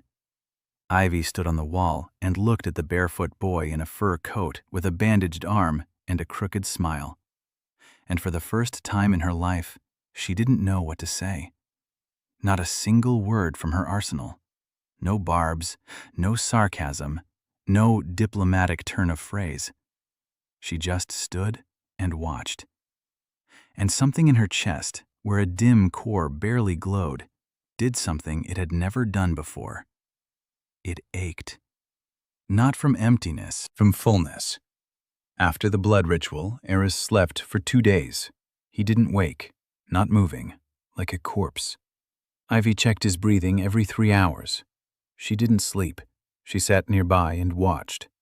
And she was angry at herself for sitting there and watching. On the 3rd morning, he opened his eyes, sat up, sniffed the air, looked at Ivy.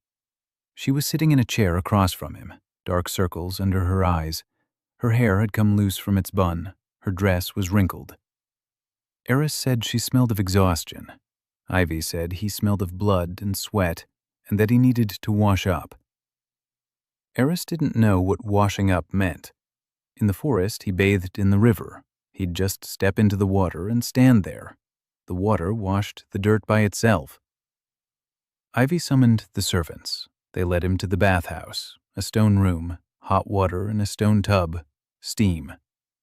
Eris stood and looked at the water. He touched it. Hot, pleasant. He pulled off his skin. He climbed into the tub, sat down, and froze. The water embraced him like his mother used to embrace him with her tail on winter nights. Warmth, peace, safety. He sat in the bath for an hour. The servants waited outside the door. An hour later, he came out, clean, wet, back in his pelt. The servants offered him clothes. Eris looked at the shirt and pants. He sniffed them. They didn't belong to him. He shook his head. His pelt. Only his pelt. Ivy was waiting for him in the dining hall. There was food on the table, lots of food. Meat, roasted, bread, fruit, cheese, wine. Eris sat down at the table. He picked up a spoon, not a fork, a spoon. He started eating the meat with a spoon. It was awkward, but he'd given his word to Seer that he'd use a spoon, and a word in the forest is law. Ivy watched. Then she couldn't take it anymore. She said there was a knife and fork for meat. Eris replied that a fork was a weapon, not a tool. Ivy rolled her eyes. This was the first of many times she would roll her eyes because of him. Then she started talking about Cardwin, about politics, about how the duchy was in danger not only because of the wasting. 3 neighboring clans were laying claim to the lands. They knew that Ivy's core was weak. They know the Duke is ill. They're waiting for their moment, like vultures circling a wounded beast. Eris listened. He chewed the meat with a spoon. Then he asked one thing. Which house is the most brazen? Ivy was surprised. Then she answered. The House of Auburn. Their heir is arriving in 3 days for a formal visit. In reality, he is coming to assess Cardwin's weakness and to propose a marriage. To Ivy. As a favor. Ivy uttered the word favor so that the air around them grew colder. Eris finished his meat, licked the spoon, set it on the table. Said that when the heir arrived, he would sniff him. Ivy asked why. Eris said that the scent would tell everything, what he wants, what he fears, what he hides. People can lie with words. Smell doesn't lie. Eris spent 3 days in Cardwin's workshops. Ivy kept her word. The duchy's best blacksmiths were at his service. Master Bren, old, strong, hands like anvils. He'd worked with metal for 50 years and thought he'd seen it all. Then Eris placed a leviathan scale before him. Bren stared at the scale for 10 minutes without moving. Then he stood up, took off his apron, hung it on a hook, took it off again, put it on, took it off. His hands were shaking. He asked where it came from. Eris said it was from his mother's floor. Bren sat down. Eris explained, slowly, that he needed a knife made of this material. One knife. For one hand. His hand. The knife had to be light and thin and cut through everything, absolutely everything. Bren said he couldn't work with this on his own. He needed heat that wasn't in his forge. Leviathan scales melt at a temperature twice that of ordinary steel. Eris thought for a moment. Then he took something else out of the pouch. A small stone. Red. Warm. Firestone. In the forest, they lay underfoot like pebbles. A creature named Ashbreather exhaled them when it sneezed. Eris collected them from the floor of his mother's cave. A single stone like this could maintain the temperature of a smelting furnace for a month without fuel. Master Bren looked at the stone, then at the scales, then at Eris. Then he said he needed to sit down. He was already sitting. He meant he needed to sit down even more.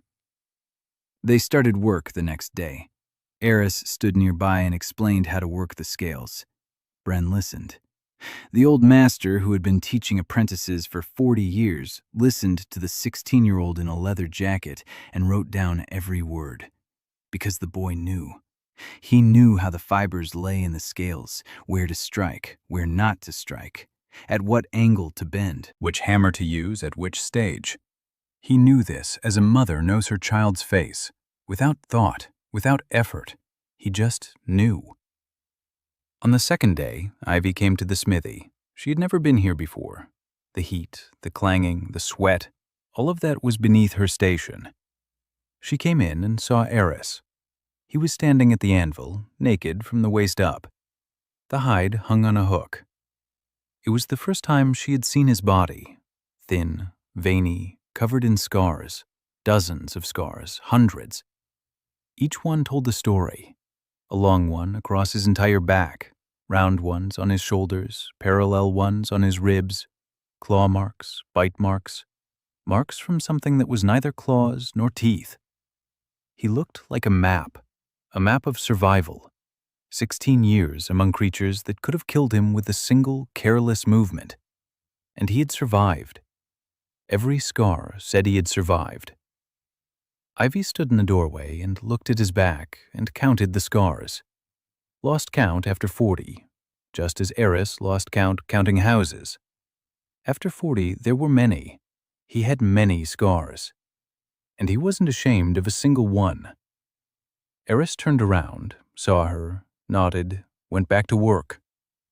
To him, her presence was natural. A member of the pack had come to watch. That was normal. Ivy approached, stood beside him, silently. She watched as Bren struck the scales with a hammer, as the scales slowly gave way, how the outline of the blade emerged from the shapeless lump. Eris corrected every blow, a little to the left, harder, quieter. Stop, turn it, strike again. Like a conductor. Bren was the orchestra, the anvil was the stage, and from beneath the hammer, something was being born that the world had never seen before. A knife forged from the scales of Leviathan, based on a design that existed only in the mind of the boy from the forest. Ivy stood nearby for 3 hours. She didn't say a word. Then she left. She stopped in the hallway, leaned against the wall, placed a hand on her chest. The dull core inside was warm. Warm for the first time in years. Not from mana, from something else. She didn't know what. She was angry that she didn't know. On the third day of blacksmithing work in Cardwin, the heir to the Auburn family arrived. His name was Derek Auburn, 22 years old, handsome, well-groomed, A-rank mana, a strong core, a strong family. He arrived with an escort of 10 horsemen, all in silver armor, all with contempt on their faces. Eris was standing in the castle courtyard, cleaning scale from scale, when the escort rode through the gates. He looked up, sniffed, and frowned. Derek Auburn smelled unpleasant, not like a bad person, like an empty one. Lots of perfume, lot of metal, a lot of mana, and underneath it all, nothing. Empty, like a beautiful vessel without a bottom. Derek dismounted. He saw Eris. He smiled, indulgently. He asked the nearest guard who this ragged fellow was. The guard hesitated. Eris did not hesitate. He approached Derek, closely, very close. Closer than is customary among people. In the forest, the distance between beasts signifies status. The closer you are, the higher you're standing. Only an equal or a superior can come that close. Eris came that close. Derek stepped back, instinctively, and immediately grew angry at himself for retreating. Eris looked him in the eyes, tilted his head, sniffed his neck. Derek pushed him away. His hands were shaking, not from anger. Something else, something ancient stirred within him at contact with Eris. Something his body remembered, but his brain had forgotten. A prey reflex. Derek Auburn, heir to a great house and an A-rank mage, felt like a rabbit for the first time in his life. Eris stepped back. He turned to Ivy, who had stepped out onto the porch. He said her 3 words. "He's lying, that's all." Ivy looked at Derek, at Eris, and for the first time in 3 days, she smiled. A reception in honor of Derek Auburn was scheduled for the evening. The castle's great hall, candles, tapestries, a long table with food that Eris mostly didn't recognize. Duke Cardwin sat at the head of the table, thin and gray, but upright. He showed no weakness in front of a guest. Ivy sat to her father's right, a dark blue dress with silver embroidery, her hair styled more elaborately than usual. Eris didn't understand why. Hair is hair. Why twist it into elaborate structures? He was seated at the far end of the table, between 2 advisors who looked at him as if he were a stain on the tablecloth. Eris didn't mind. From here he could observe and smell. The hall reeked of dozens of scents: food, wine, sweat, perfume, fear, boredom, lust, greed. Every person at the table was an open book. They didn't know it. They thought the masks on their faces hid the truth. Masks don't hide scent. Derek sat across from Ivy, smiling, speaking beautifully. Compliments, promises, hints of an alliance. His voice was soft and enveloping. His scent was different. Beneath the perfume and confidence, Eris sensed calculation. Cold, precise. Derek didn't want Ivy. He wanted Cardwin, the lands, the castle, the trade routes. Ivy was an afterthought, unpleasant, necessary. He planned to marry her, to claim the title, and then... Eris frowned. The scent was shifting. Beneath the calculation lay something else, deeper, darker. Anticipation, impatience. Like a beast that sees its prey trapped and waits for it to stop struggling. Derek didn't just want Cardwin. He knew Cardwin was dying, and he was waiting. Eris set down his spoon. He stood up. Everyone looked at him. He walked along the table, past the advisors, past the guards, straight to Derek. Ivy tensed. The Duke raised an eyebrow. Eris stopped next to Derek. Derek turned. The smile was still on his face. Eris leaned toward him, close, just like that morning in the courtyard. Derek didn't back away this time. He braced himself. He clenched his fist under the table. Mana hummed in his core, ready to strike. Eris didn't strike. He spoke, quietly, so that only Derek and Ivy nearby could hear. He said that Derek smelled like a scavenger, that he knew about the tunnels in the ground, that he was waiting for Cardwin to die so he could take the land without a fight, that his marriage proposal was not a union, but a burial. Derek turned pale. His smile didn't disappear, but changed, hardened, glassy. He asked quietly how the boy knew about the channels. Eris didn't answer the question.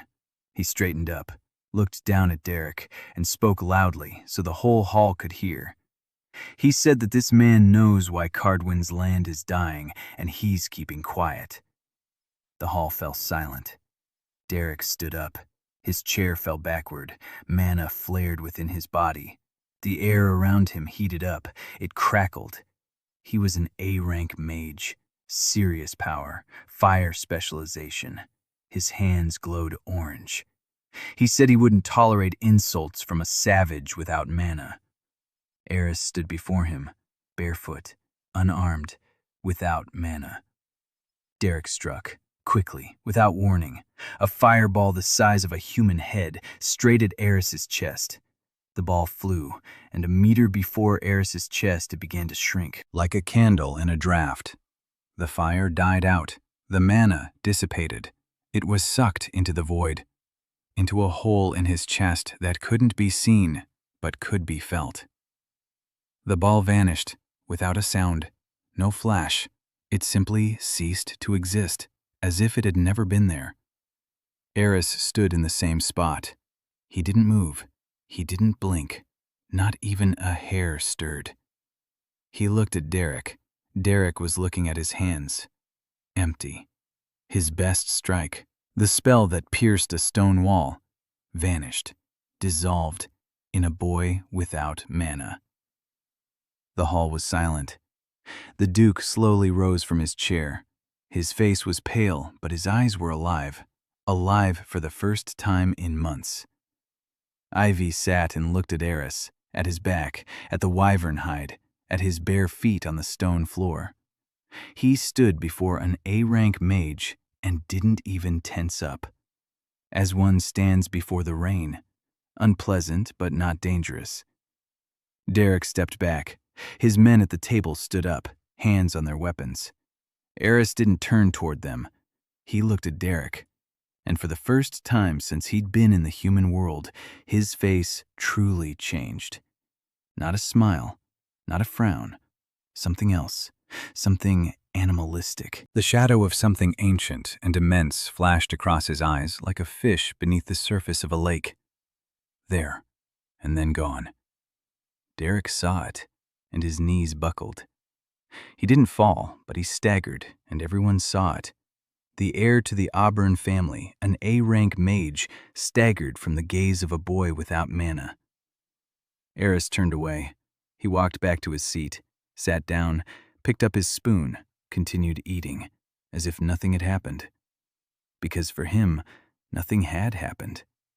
In the forest, such incidents happened every day. Whoever growls, you show that you're superior. He falls silent. You keep eating. Just another dinner. Derek left the castle an hour later. His escort rode in silence. 10 horsemen in silver armor, and not a single one looked back. Derek sat in the saddle, staring straight ahead. His hands were still trembling, not from fear, from emptiness. When the fireball vanished, he felt something, for a split second, as if he'd peered into a bottomless well, and the well had peered back at him. He wouldn't tell anyone about it, but he would remember it for the rest of his life. It was quiet at Cardwin Castle. The Duke had retired to his chambers. The advisors had dispersed. Servants were clearing the hall. Ivy stood by the window, gazing into the night. Eris approached. He stood beside her, silently. She didn't turn around.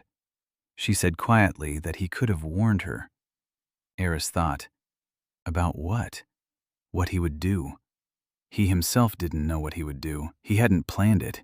He had simply stood up and gone, because the stench of lies had grown too strong, and enduring it was physically unpleasant, like sitting next to rotting meat. At some point, you just stand up and remove it. Ivy turned toward him. She looked up at him. She was half a head shorter. For the first time, she didn't look at him as a savage, not as a tool, not as a mystery, but as a man who had stood between her and the one who wanted to devour her, and hadn't even realized he'd done anything special. She said thank you, quietly. One word. Eris nodded. Then he took something out of his pouch, small, shiny. He had been working on it for the last 3 nights, while everyone slept, in the smithy, alone. A necklace. A thin chain woven from the fibers of Leviathan's scales. In the center, a small crystal, cloudy, gray, plain. But Eris knew that his own breath was trapped inside the crystal. Emptiness. The heart of emptiness breathes emptiness. And this emptiness, upon contact with the core, creates interference, distortion. Anyone who tries to measure the wearer's mana will get a false result, any result they want. Eris placed the necklace on the windowsill, He said that now no one would know how much mana she had. She can be whoever she wants, strong, weak, anyone. She decides. Ivy looked at the necklace, small, ugly, roughly made. The most precious thing she had ever been given. She picked it up, put it on. The chain rested on her collarbone. The crystal lay on her chest, warm, pulsing, like a second heart. She lifted her head to say something, something worthy, something beautiful. But instead, tears streamed from her eyes. For the first time in front of a stranger, for the first time in 7 years, she cried and was angry that she was crying, and she couldn't stop. Eris was frightened. He didn't understand tears. He didn't understand why she was crying if he had done a good thing. In the forest, people don't cry over good things. He stood there, not knowing what to do. Then he remembered Mom, when he cried as a child. Mom would bring him a dead hare. It helped. Eris left the room. Ivy stayed by the window. 10 minutes later he returned, with a dead hare, fresh. He'd caught it in the castle garden, with his bare hands, in 10 minutes. He placed it in front of Ivy. Seriously, solemnly, like an offering. Ivy looked at the hare. She looked at Eris. Tears were still streaming down her face, but the corners of her lips twitched. She covered her face with her hands and laughed. For the first time in her life, out loud, not a sarcastic chuckle, not a polite chuckle, real belly laughter.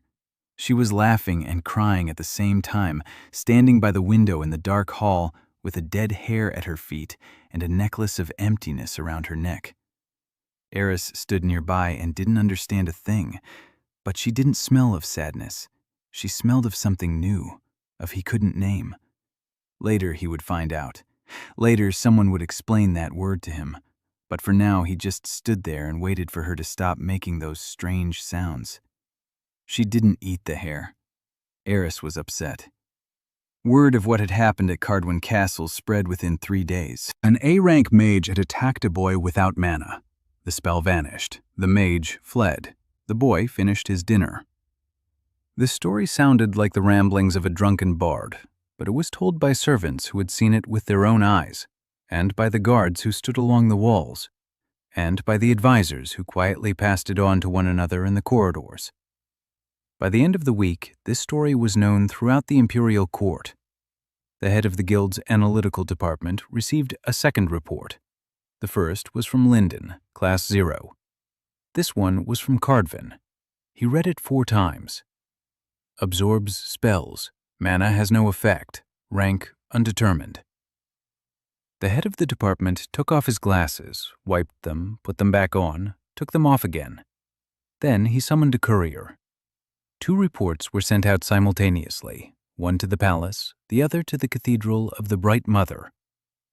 Cardinal Vasiliev Grout learned of Eris that very evening. He was sitting in his office on the top floor of the cathedral, an old man, thin, upright, eyes blue to the point of whiteness. The mana within him was an ocean. For 300 years he had drawn from the earth. For 300 years he had gathered it, drop by drop. Every prayer from every parishioner in every church on the continent passed through the ritual network he had woven into the foundations of the cathedrals. People prayed to God. Mana flowed to Grout. He did not consider it theft. He considered it a service. God had given him a mission, to protect the world. The world is weak. People are weak. Only he is strong enough to stand between chaos and order. For 3 centuries he believed this.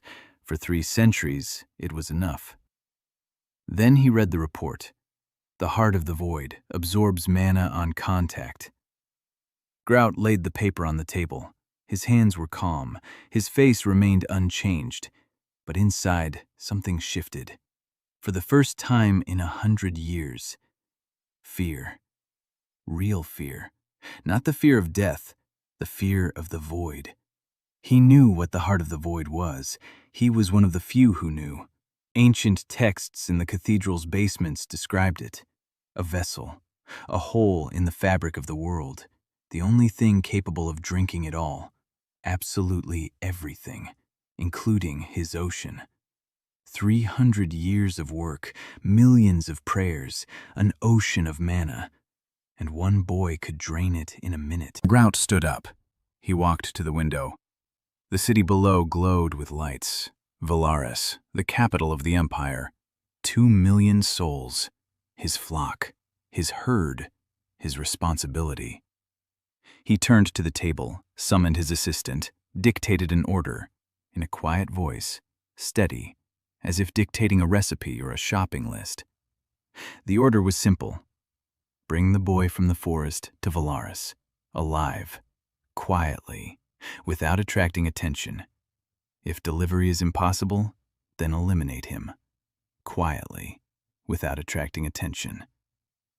The assistant wrote it down, bowed, left. Grout remained alone. He sat down in a chair, closed his eyes. 3 centuries ago, he was a young priest who believed he could save the world. 3 centuries later, he was an old priest who feared a boy with a hole in his chest. Irony. He would have appreciated it if he remembered what irony was. While Grout was making plans from the Valaris Tower, Eris in Cardwin was busy with an important matter. He was learning to put on a shirt. Ivy insisted. After the incident with Derek, the Duke had officially declared Eris a guest of the Cardwin Ashton. A guest of the house cannot walk around in a wyvern's hide. It is a breach of protocol. Eris didn't understand what protocol was. Ivy explained. Rules that must not be broken in front of people. Eris asked when it was okay to break them when no one was watching. Ivy said yes.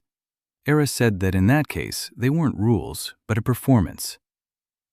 In the forest, the rules are the same for everyone. You don't bite a member of the pack, ever. Not in front of anyone. Not a single one. Not in front of people. That's the rule. What people do is just a show. Ivy opened her mouth to object. She closed it. He was right. She knew he was right. It infuriated her. He put on a shirt, a white one, with buttons. He hated every single one. The buttons were small and slippery and pointless. Why cover the fabric with yet another tiny thing? Ties are easier. Even claws are easier. He spent 20 minutes buttoning the shirt. Ivy stood in the doorway and watched. Her face was stony, but the corners of her lips trembled. She held on, barely. When he fastened the last button and turned to her with the look of a warrior who had slain a dragon, she couldn't take it anymore. She turned away. Her shoulders were shaking. Eris decided she was cold. He took off his shirt and handed it to her. Ivy left the room and laughed in the hallway for 3 minutes. Eris put his back on. He spent another 20 minutes buttoning it up. By this point, a month had passed since Eris had left the forest. A month in the human world. He had learned to eat with a spoon, to wear a shirt, to speak in 5-word sentences, not to throw forks, not to sniff strangers without warning, not to bare his teeth when he smiled. The last one was the hardest. His face was used to baring his teeth. A toothless smile seemed like cowardice to him. In the forest, a closed mouth means submission. Here, a closed mouth means politeness. He practiced in front of the mirror every evening. He stretched his lips, without showing his teeth. It looked creepy, as if a mask were trying to be a face. Ivy saw it once. She stood next to him. She showed him. Like this. Softer, don't stretch it. Just lift the corners just a little. Eris repeated it. She shook her head. She took his chin with 2 fingers, gently. She adjusted it. Like this. Eris froze. Her fingers were cold and small and smelled of ink. He didn't move until she took her hand away. Then he looked in the mirror. The smile was crooked, but human. Human for the first time. He memorized the position of his muscles, like memorizing a stance for a punch, exactly, forever. Meanwhile, in Linden, Sarah Holloway was working, every day, from morning till night. A decoction made from the dead root of the silent tree, Eris's recipe. His blood was needed in the recipe. He'd left her a vial before leaving, a small one, dark glass, 20 drops, enough for 2 months. Sarah used it sparingly, drop by drop.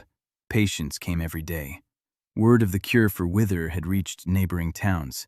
People traveled to Linden from all over the duchy. Sarah treated them, silently, patiently, everyone. She slept only 4 hours a day. She was losing weight. She was turning pale, but she didn't stop. Because every patient she saved was someone her mother hadn't been able to save. Every time the potion worked and the patient took their first deep breath, Sarah felt the hole inside her grow a little smaller. Not from mana, from purpose. At night, she reread the herbarium Eris had given her, or rather a copy of it. She had copied every recipe in duplicate. She gave one to him, she kept the other for herself, and she added new entries every day, observations, dosages, reactions. She was building a new medicine, brick by brick, line by line, drop by drop of his blood. Sometimes at night, she would take out a bundle of silence herb, a gift from her mother. She would smell it, not brew it, she just sniffed it. The herb smelled of the forest, and of something else, something big and warm and infinitely patient. The scent of a creature that had nursed someone else's cub for 16 years. Sarah pressed the herb to her chest and fell asleep. For 4 hours. That was enough. In Cardwin, the end of the 5th week, what Eris had been waiting for since day one happened. A messenger arrived at the castle, from the Valerian Chancellery, an official invitation. His Majesty Emperor Velar requests that Eris Grimm come to the capital as a guest, as a subject of scientific interest, as a curiosity. The wording was polite. The messenger's aura was unmistakable. Fear, an order, urgency. This was no invitation. It was a summons. Ivy read the letter, reread it, set it on the table, looked at Eris. He was sitting in the corner, sharpening a knife made from leviathan scales. Bren had finished it 3 days ago. The knife was beautiful, black with a green sheen. Light, so sharp it cut through the air. Literally. If you ran the blade quickly, a visible line remained, like a crack in space. Bren cried when he gave it to Eris, not out of sadness, because he had created the best thing in his life and knew he would never make anything like it again. Ivy told Eris that going to the capital was dangerous. The church is there, the guild is there, everyone who wants to use or destroy him. Eris looked at the knife, then at Ivy. He said he needed to go to the capital. The answers are there. The channels that suck mana from the earth lead there. The one who steals life from the earth is there. Eris wants to find him and sniff him out. Ivy said it was suicide. Eris said he didn't know that word and that Sarah had used it too, and that he finally needed to find out what it meant. Ivy explained. Eris thought about it. Then he said no. He doesn't want to die. He wants Mom to stop being sick. To do that, he needs to find the one who's drying up the earth. The earth and the forest are connected. If the forest dies, Mom will die. If Mom dies, he'll burn everything. He said that last part calmly, without anger, like a fact. Just as they say the sun rises in the east. If his mother dies, he will burn everything. It's not a threat. It's the weather. Ivy listened and understood that he wasn't exaggerating. The journey from Cardwin to Valaris took 12 days. Ivy traveled with him. She wasn't going to let him go alone. A savage in the capital without supervision is a disaster. The Duke objected. Ivy didn't listen. She was an heiress, but she had enough stubbornness in her for 3 dukes. On the 4th day of the journey, Eris sensed a new scent. They were being followed by 2 people, quiet, fast. They smelled of steel and poison and something sour. Professionals, not bandits. Bandits smell of greed. These smelled of work, like a blacksmith smells of coal. For them, killing was a craft. Eris told Ivy that they were being followed by 2 people. Ivy turned pale. She asked what to do. Eris said he'd handle it, at night. At night he didn't sleep. He lay by the fire. He waited. They came during the third watch, two silhouettes, black against black, moving like shadows, almost silently. Almost. Silent to a human. To Eris, they stomped like a herd of boars. He was used to the silence of the forest. True silence, where SS rank beasts glide between the trees and the only sound is a heartbeat. These two were loud and slow and reeked of nerves. They approached the camp. Eris lay with his eyes closed. The assassin drew his blade, thin, coated in poison. One step, another. Eris opened his eyes. The assassin froze.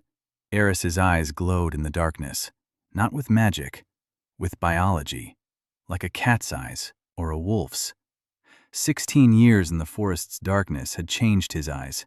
They reflected the moonlight, two pale fires in the darkness. The assassin had seen a lot in his career. He had killed mages and warriors and aristocrats. He wasn't afraid of people. But what lay before him now was not a man. Before him lay something with the eyes of a predator and the body of a boy. And it looked at him the way a wolf looks at a mouse, with mild interest and absolute calm. The assassin took a step back. Professional instinct, not reason, instinct. The one that says, get out of here right now. The second assassin was bolder, or stupider. He threw a knife, quickly, precisely, straight for the throat. Eris turned his head. The knife flew past, by a hair's breadth. He didn't dodge, he simply turned his head. The way you turn when you hear an interesting sound, no faster and no slower than necessary. Then he stood up, slowly. He rose from the ground in a single motion, without using his hands, without effort, like a cat. The killers stood 10 paces away. Eris stood between them and the sleeping ivy. He didn't assume a fighting stance. He didn't draw a knife. He just stood there. And that was the scariest thing of all. Because anyone who doesn't prepare for a fight is either a fool or so far above it that the fight doesn't exist for him. Eris exhaled, the same way he had in the ravine with the bandits, slowly, deeply, from the emptiness in his chest. The pressure fell over the clearing like a blanket, heavy, wet, cold. The first killer fell to his knees. His body gave out. His legs buckled on their own. His hands opened. The blade fell into the grass. The second one held his ground, for a second. Then he was thrown off balance. His body reacted to the emptiness in the only way it knew how, with rejection.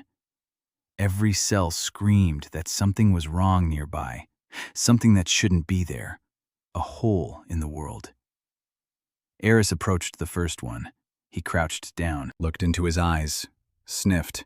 A sour smell, poison on the blade, a professional, the order. Eris had seen this poison once before, in the forest. A poisonous weaver spider had made something similar, only weaker. This poison was concentrated, the work of a human. He asked quietly who had sent him. The assassin remained silent. Eris leaned closer.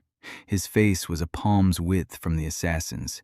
His eyes glowed in the darkness.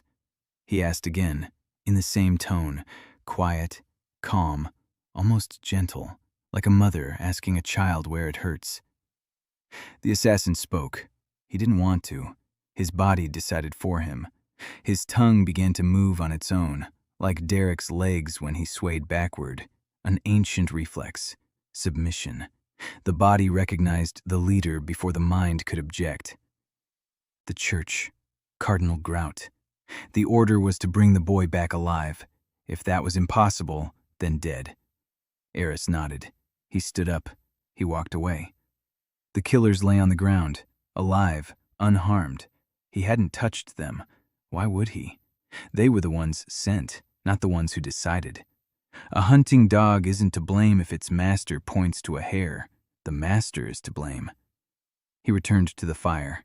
He lay down. He closed his eyes. A minute later, he fell asleep. The killers lay there for another hour. Then they got up and left, silently, without looking back. Like Derek, like gangsters, like everyone who stood before Eris and realized that what stood before them was not what they had expected. In the morning, Ivy woke up and saw a knife in the grass, a thin one, with poison on the blade. She looked at Eris. He was eating porridge with a spoon and watching the sunrise. She asked what had happened during the night. Eris said 2 people had come. They'd left. Ivy picked up the knife by the handle, carefully. She knew poisons. She'd been taught at court. She recognized this poison. Siren's tear. Deadly if it enters the bloodstream. Takes effect in 3 heartbeats. The church's arsenal. She put the knife back, looked at Eris. He finished his porridge, licked the spoon, put it away in a pouch, stood up, looked at her, said it was time to go, as if nothing had happened. Because for him, nothing had happened. 2 people came and left. Just another night. In the forest, someone comes every night. Ivy realized one thing at that moment. She realized that this boy had lived for 16 years in a place where every night was like that, where every day someone came to kill, where sleep meant vulnerability and waking up meant you had survived again. And he hadn't become hardened by it. He hadn't become angry. He hadn't become cold. He had become the one who eats a bowl after an assassination attempt and carves spoons for children. She mounted her horse, and for the first time in 12 years, she didn't think about politics for a single second in the entire hour. She thought about him. On the 12th day, they saw Valaris, the capital of the Holy Empire, a city of millions, walls of white stone, towers reaching into the sky, the cathedral of the bright mother in the center, the golden dome glistening in the sun. Eris stood on a hill and watched. The city was enormous, larger than anything he had ever seen in his life, larger than his mother's cave, larger than the lake in the center of the forest, bigger than the sky, or so it seemed. It smelled. Millions of smells. People, food, metal, stone, mana. And beneath it all, deep like an underground river, the smell of the one who sat in the center and drank. Old, greedy, tired, familiar.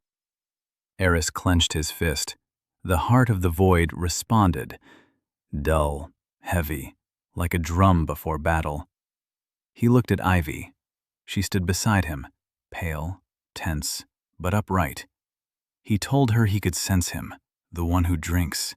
He is here, in the center, beneath the golden dome. Ivy tightened the reins. The cathedral of the bright mother, Cardinal Grout. She knew. She'd suspected it for a long time. Now she knew for sure. They descended the hill and entered the gates. Valaris was a labyrinth. The streets intertwined like the roots of a tree. People flowed through them like water. Eris walked, trying not to go mad from the smells. 1,000,000 people, 1,000,000 fears, 1,000,000 desires, all at once, all in his nose. In the forest, the smells were strong but few. Mom, the pack, prey, danger. 4 categories. Here there were 1,000 categories, and each one screamed louder than the last. He walked, clutching the little bag of salt. Salt smelled like home. Home meant peace. Peace meant he could think. He needed to think. Ivy had organized everything. She was in her element. The capital was her battlefield. She knew who to write to, who to bribe, where to stay, who to avoid. They settled in the home of Cardwin's sales representative, a small mansion on a quiet street, 2 servants, a garden behind the house. Eris went out into the garden first thing. He knelt down. He placed his hands on the ground. He listened. There were channels here too, thicker than in Cardwin, closer to the surface. Mana flowed through them like blood through veins, all flowing in one direction, toward the center, toward the cathedral, toward him. The next day began what Ivy called diplomacy, and Eris called strange conversations with strangers. He was introduced at court, the throne room, columns, gold. The emperor on the throne, an old man in a robe, tired, smelling of medicine and fear. Not his own fear, someone else's.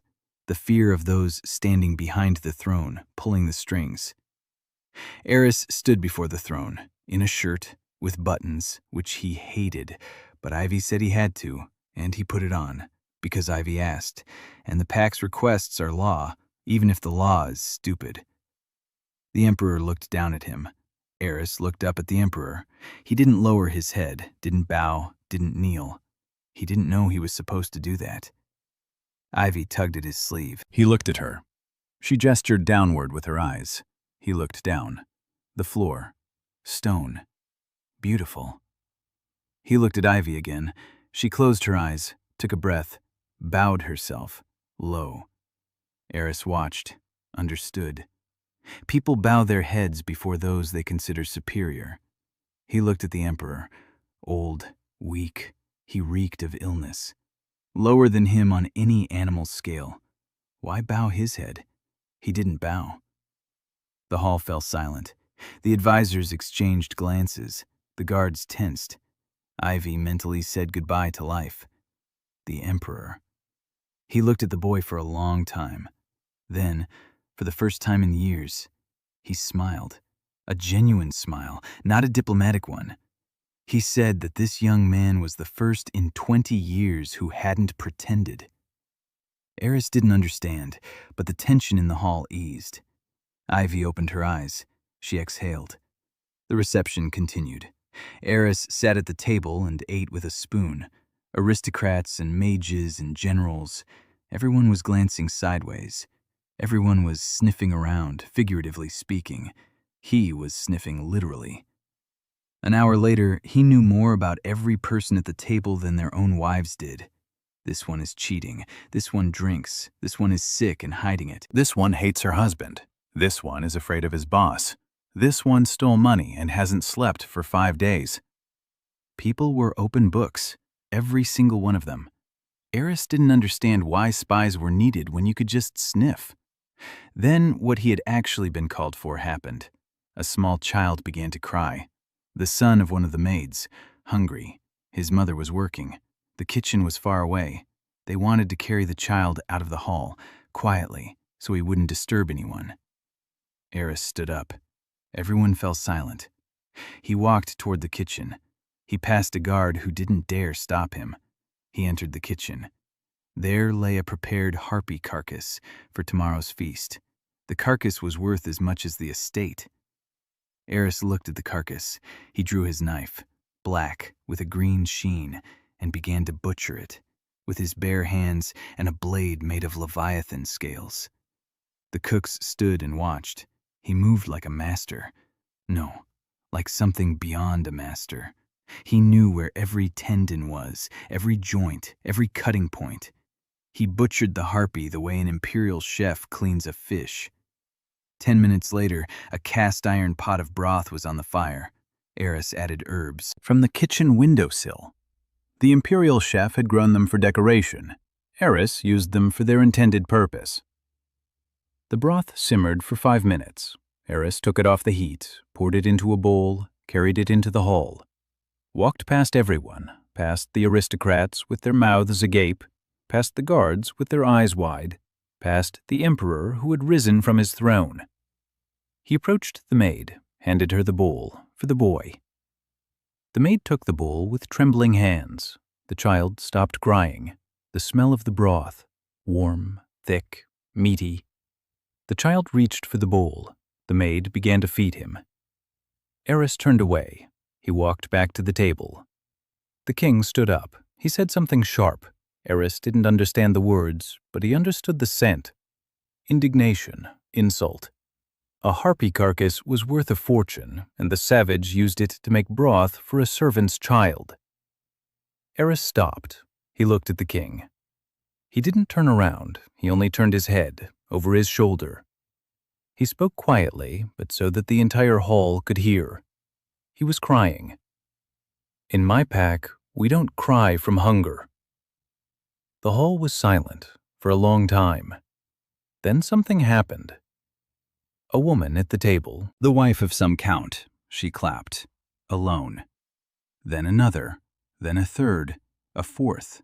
Half the hall. Not everyone, but half. They clapped quietly, as if they were afraid. But they clapped. Because the barefoot boy in the crookedly buttoned shirt had just said what each of them knew but was afraid to say. A hungry child is more important than a dead harpy. It's simpler than manna and older than titles.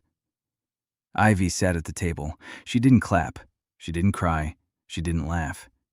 She looked at Eris, and in that moment, something inside her clicked into place, like the last piece of a puzzle. Click. She understood. Not with her head, not with her heart, with something deeper. She realized she would follow him anywhere, not because he was strong, not because he was useful, because he was the only person in her life who did the right things without thinking about the consequences. And because of that, the consequences always turned out to be right. 3 days had passed since the reception. For 3 days, Eris had walked through Valaris, sniffing the ground. Every intersection, every park, every corner. The channels were everywhere. A network, huge, ancient, 300 years old. All the channels led to a single point, to the cathedral. Eris stood in the square in front of the cathedral and looked up. A golden dome, white walls, stained glass windows. Beautiful. It smells disgusting. Manna flowed beneath his feet, thick, fast, not upward toward the sun as it should, downward, under the stone, into the darkness. Someone was drinking from the earth and had no intention of stopping. Ivy found him in the square. She said she had news, bad news. The Hunters Guild had activated the contract, that one, the 1,000-year-old one, to destroy the evil of the devouring forest, an SSS rank contract. The reward? An entire principality. Activation meant that every hunter on the continent had received a notification. Target, Eris Grimm. Linked to the devouring forest, presumed SSS class, highest priority. Eris listened. Then he asked what a contract was. Ivy explained. People promise to kill someone for a fee, other people pay. Eris thought. Then he said that in the forest, it's called hunting, and the hunter has a right. But the prey has a right too, to escape, or to kill the hunter. That's fair. Ivy said this isn't the forest. Eris said nothing. He thought about his mom, about how she sleeps curled up around her tail, about how Tyr whines at night, about how the manna was draining from the forest every day, because of the man under the golden dome. He looked at the cathedral. It was time. That same evening, Eris left home alone. He didn't tell Ivy. He didn't tell anyone. He walked barefoot through the night streets of Valaris. He took off his shirt. He put on the pelt, for the first time in 2 weeks. The wyvern pelt wrapped around his shoulders like an old friend. It still smelled of mint. Sarah's scent wouldn't fade. He crossed 3 blocks. He passed a patrol. The patrol didn't notice him. He moved as he did in the forest, like a shadow, silently, odorless. He knew how to hide his scent. Mom had taught him to slow his breathing, to stop sweating, to become part of the darkness. In the forest, it was called the night skin. He reached the cathedral. The walls were high. The doors were closed. Guards stood at the entrance. Eris didn't go to the door. He went to the wall and climbed up, on the stone, with his bare hands, like in a gorge, like on the cliffs of the forest. His fingers found crevices, his feet found ledges. 2 minutes later, he was on the roof. The city lay below. Lights, stars, silence. Eris found a hatch. He opened it. He climbed down inside. The cathedral was empty at night. The columns receded into the darkness. The stained glass windows didn't let the moonlight through. Darkness. For Eris, this was familiar. He could see better in the dark than in the daylight. He went down the stairs, lower, deeper, beneath the cathedral, to where the manna flowed. Cellars, corridors. The stone changed. It grew older, more ancient. These basements were older than the cathedral, older than the city, older than the empire. Eris sensed time in the stone, 1,000 years, maybe more. He walked down the corridor and felt the heart of the void resonate in his chest, louder and louder, stronger and stronger. The mana around him thickened with every step. Down here it was like in the forest, thick, heavy, almost tangible. And it all flowed in one direction, toward the center. He reached the hall, a circular one, stone. A man stood in the center, an old man, thin, upright, white hair, blue eyes. The mana around him was visible. It glowed, golden, an ocean.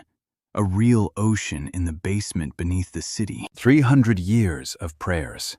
300 years of theft. All the pain of the earth, all the dead fields, all the sick children, all the dried-up wells. It was all here, in one old man. Cardinal Vasilyev Grout was waiting for him. He knew Eris would come.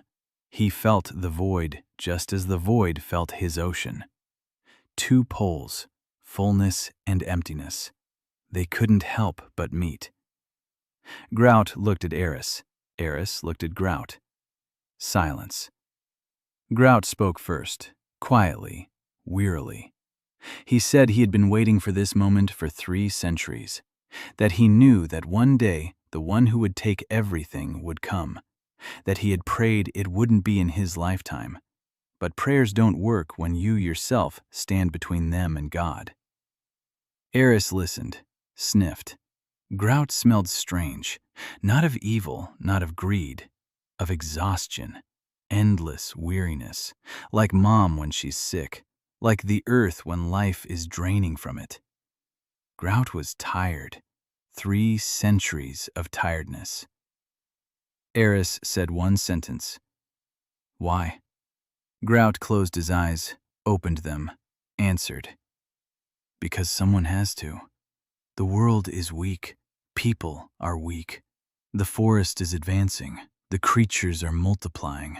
The borders are cracking. Someone has to be the wall. He became the wall, a wall for 300 years. And the wall is tired. Eris listened. Then he shook his head. He said that Grout was wrong. The forest isn't advancing. The forest is retreating. The creatures aren't multiplying. The creatures are dying out. Because the mana is draining from the earth. Because Grout is taking it. The forest isn't dying from strength, from hunger. Mother isn't sick from old age, from the fact that the earth beneath her has been dried up completely. Grout listened. His face didn't change, but the scent changed. For the first time in 3 centuries, he smelled of doubt. A small one, like a crack in a wall, but a crack. Then Grout straightened up. The doubt was gone. Habit took its place. 3 centuries of habit. He said the boy didn't understand, that sacrifices were necessary, that order demanded a price, that he wasn't a villain, he was a guardian. Eris nodded. He said he understood. Mom is a guardian too. Mom guards the forest, but Mom doesn't steal from the earth to guard. Mom gives, every day, her mana, her strength, her sleep. Mom doesn't take, Mom gives. That's the difference. Grout was silent for a long time. Then he raised his hand. Mana flared around him. The ocean awoke. Golden light filled the hall, blinding, overwhelming. The air thickened. The stones creaked. Grout wasn't attacking. He was showing. Here is my power. Here are 300 years. Here is what you want to take. Eris stood in the center of that light, barefoot, in a wyvern's hide, with a necklace of teeth. Small, slender, like a candle in a hurricane. He took a step forward. The ocean of mana rippled, like the surface of water when a stone falls into it. The ripples spread from Eris to Grout. The golden light flickered. Eris took a second step, a third, a fourth. With every step, the ocean receded. Mana flowed from Grout to Eris, into the hole in his chest. Slowly, like water down a drain. Grout felt it. For the first time in 3 centuries, he felt the mana leaving. Not from him. A drop, another, a trickle, a stream. He screamed, not from pain, from emptiness, that very emptiness, the one he had filled for 3 centuries with someone else's mana because he had lost his own long ago. Beneath the ocean was an empty old man. Beneath 3 centuries was a boy who feared the silence, and now the silence had come. Eris did not stop. Step, step, step. The ocean was emptying.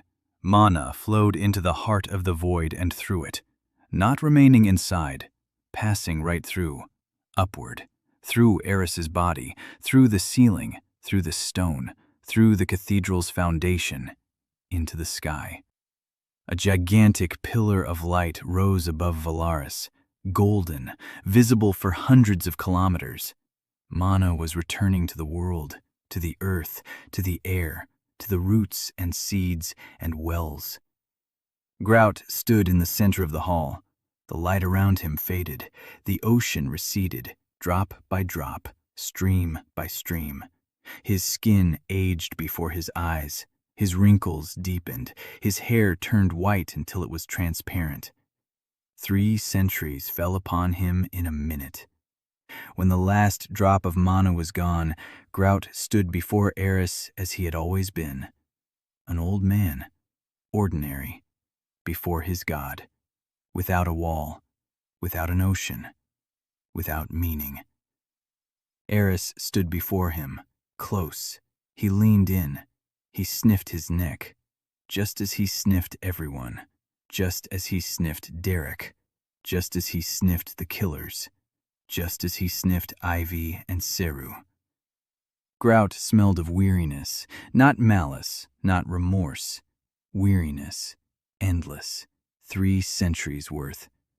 Eris straightened up, looked the old man in the eyes, and said quietly, "You smell like Mom before bedtime." Weariness. Go to sleep. Grout stood there, a second, 2, 3, then his knees buckled. He fell.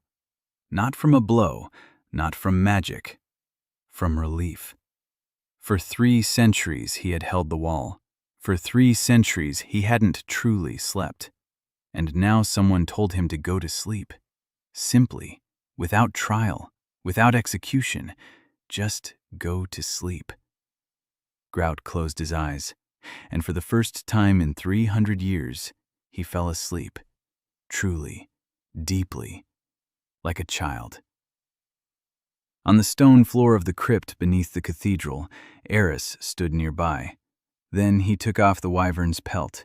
He covered the old man. He was cold on the stone floor, and cold is death, as his mother had taught him. Eris straightened up. He looked up. Light was still streaming through his body. A pillar of mana pierced the stone and shot up into the sky. Across the entire continent, the same thing was happening at that very moment. Dry fields turned green. Dead groves blossomed. Wells filled up. Children who had been gasping for air took their first deep breath. Beasts in the Devourer's forest raised their heads. Mana was returning. Fenrir Grimwald opened one eye in his cave. A growl rolled through the forest. The trees trembled. Good boy. The eye closed. Fenrir fell asleep again. But for the first time in a year, his sleep was peaceful. The pillar of light faded by morning, slowly, like a dying bonfire. Eris stood in the basement and felt the last drops of mana flowing through him into the sky. His body ached, not on the outside, from the inside. The heart of the void had let an ocean pass through it, and now hummed like a bell after a blow, low, heavy, endless. Eris sat down on the floor next to Grout. The old man was asleep, breathing evenly. For the first time in 3 centuries, his face was calm, not tense, not alert. Calm, like a child's. Eris sat and waited. He didn't know what he was waiting for. He just sat there. In the forest, after a great hunt, they sit and wait.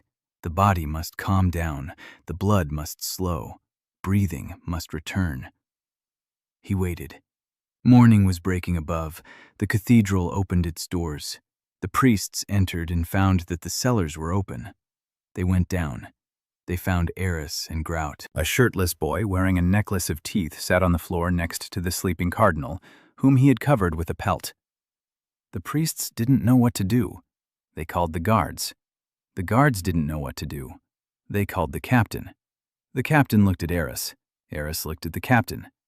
The captain decided to wait. A wise decision. An hour later, Ivy arrived.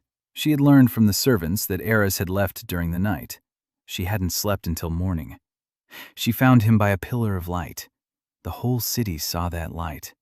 The whole city was talking about it. Ivy went down to the basement. She saw Eris, pale, shirtless, without a pelt, wearing nothing but pants and a necklace. Grout was sleeping nearby. Emptiness all around. Literally. The mana that had filled these cellars for 3 centuries was gone. The stones were gray and cold and ordinary, just like stones.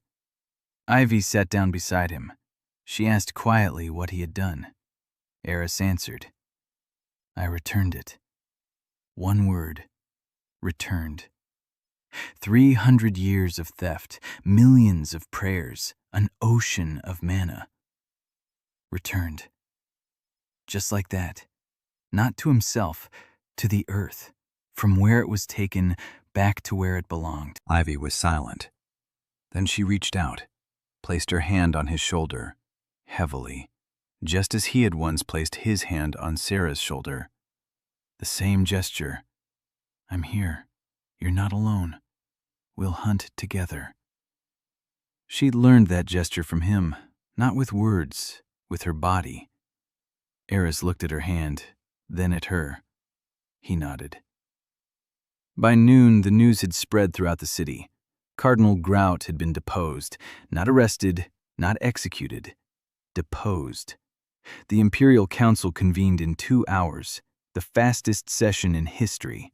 Evidence was in every stone of the basement, a ritual network woven into the foundation, channels running underground for hundreds of kilometers, records in the archives that Grout hadn't destroyed because he was certain no one would ever go down there. He was wrong. A boy who couldn't read but could smell went down. 3 days after Grout's fall, Eris stood in the square in front of the cathedral. Ivy stood beside him. Behind them, on the steps, stood people. A lot of people. They had come to look at the boy from the forest, at the savage, at the one who had brought back the mana. Eris didn't understand why they were standing there. He had done what he had to do. The land was starving. He had fed it. His mother was sick. He had removed the cause. Simple. Why were they looking at this? He turned to Ivy. He said he wanted to go home. Ivy asked which home. Eris thought. For a long time. Before, there was only one answer. The forest. Mom's cave. The smell of moss and blood and warm stone. Now the answer was different. Not because the forest had ceased to be home. Because home had grown larger. Home was Mom and the pack. Mom in the forest. The pack. He looked at Ivy. The pack is here. Part of the pack. Another part in Linden. He hadn't met the third part yet, but he would. He knew that. Just as one knows the smell of rain before it starts. Eris told Ivy they needed to go back to Linden, for Sarah, and then to the forest, to Mom. Mom has to meet the pack. It's the law. Ivy asked what law. Eris said Mom's. Mom said come back as a human and bring those you've chosen. Mom will sniff each one. If she approves, then they're part of the pack. If not, Eris didn't finish. He didn't know what would happen if Mom didn't approve. That option didn't exist in his mind. Mom will approve. Mom is smart. Mom will see what he sees. That Sarah smells of kindness. That Ivy smells of stubbornness and strength. That the world isn't as bad as it smells.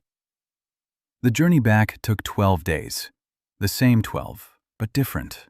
lighter. The world smelled different.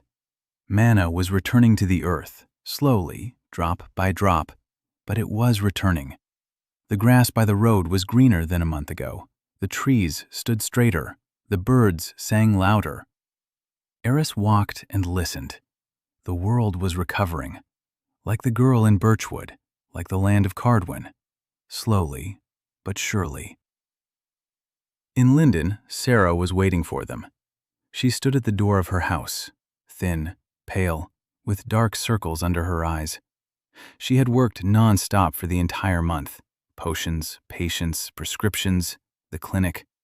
She had built a clinic, a small one, 2 rooms, but it worked. The first of its kind, treatment without manna, with herbs and the knowledge of the forest. She saw Eris. He was walking down the street, in a shirt, with buttons, fastened crookedly, a wyvern pelt on his shoulder, a pouch of salt on his belt, the same one, and another. She saw it. He had changed. Not on the outside, deeper. His eyes were warmer, his step was gentler, his face moved differently, more human, less beastly. He was learning, every day, every minute. Eris saw Sarah, stopped, sniffed, mint, weariness, joy. And that scent he couldn't name, the one Ivy had when she laughed, the one the girl from Birchwood had when she first asked for food. Warm, light, like the sun smells when it warms the skin. Later he would learn that word, love. But right now he just stood there and sniffed, and he felt good. He walked over. He took a spoon out of his pouch, that very one, the crooked one, the one he'd carved for the girl from Birchwood. He'd carried it with him for 2 months, through Cardwin, through Valaris, through the gorge and the palace and the cathedral's crypt. He held out the spoon to Sarah, not for the girl, for her, because in 2 months he had realized one thing. A spoon shouldn't be made for a stranger, for someone you care about. Sarah took the spoon, small, crooked, wooden, with the scent of his palms ingrained in the wood over 2 months.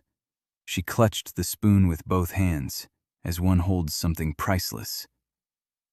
A week later they left Linden, the 4 of them, Eris, Sarah, Ivy, and Master Bren, who had asked to come along because he wanted to see the creature whose fang had become a knife.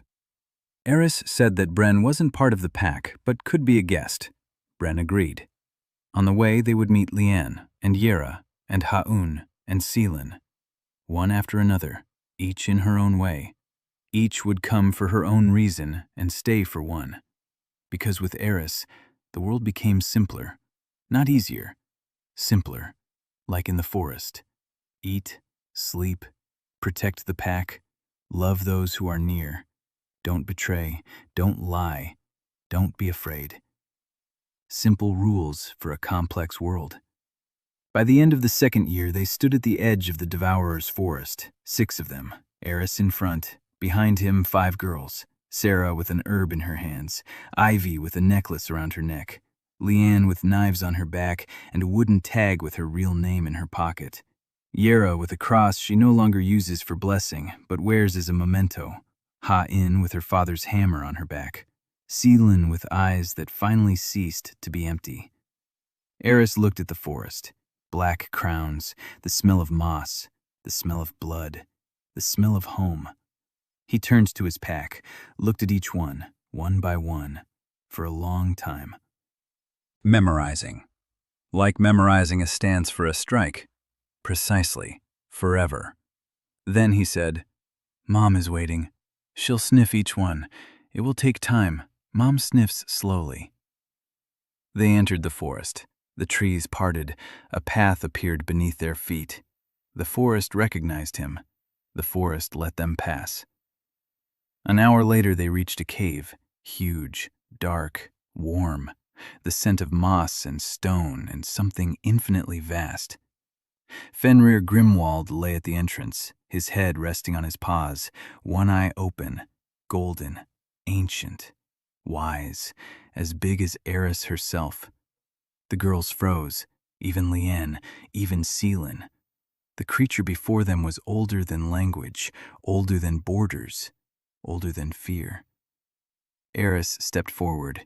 He placed his palm on his mother's nose, a huge, wet nose the size of a table. Fenrir closed his eye, opened it. A growl, low, deep. The earth trembled. Eris smiled, crookedly, like a human, toothless, just as Ivy had taught him. Then he turned to the girls. He told them to come closer, one at a time. Sarah first. She stepped forward. Her hands were trembling, the herb pressed to her chest. Fenrir tilted his head. He sniffed, for a long time. The growl changed. It grew quieter, softer. Sarah smelled of mint and kindness and the quiet grass. His gift. Fenrir recognized it. Approval. Ivy was next. She walked straight ahead, chin lifted. Her knees trembled, but her step was steady. Stubbornness overcame her terror. Fenrir sniffed her longer, much longer. Eris waited. He wasn't nervous. He knew that Mom would see what he saw. Stubbornness, strength, loyalty. A growl, a short one. Approval. Lien, Yera, Haun, Salin, each one in turn. Fenrir sniffed each one. He approved of each one, in his own way. He even touched Lien with his nose. He nudged her gently, the way you nudge an equal. Lien didn't fall. She didn't flinch. She pushed him back in response, a fist to the nose, gently. Fenrir snorted. It was laughter. An ancient SSS rank beast laughed. The trees within a kilometer radius lost their leaves. When everyone had been approved, Eris stood among his own and looked at his mother. Fenrir lay there and looked at him. 2 golden eyes, 1 little boy. 16 years between them, a whole lifetime. Eris leaned down. He rested his forehead on his mother's nose. He closed his eyes. Mom, I'm back. I brought the pack. I've become human. Almost. I've mastered the spoon. Not the fork, but I'm working on it. A murmur. Long. Warm.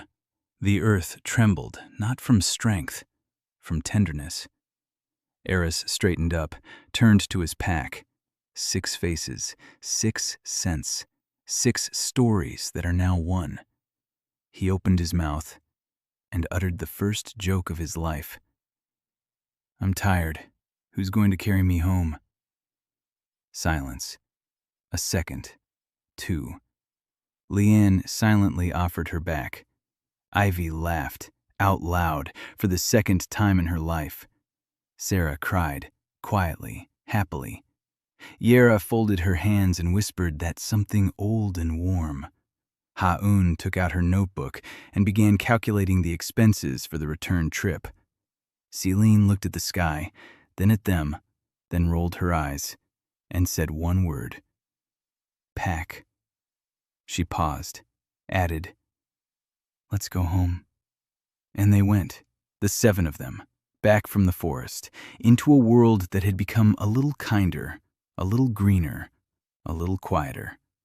Because one day, a barefoot boy emerged from the black thicket with a little bag of salt and asked where he could buy salt, and the world would never be the same again.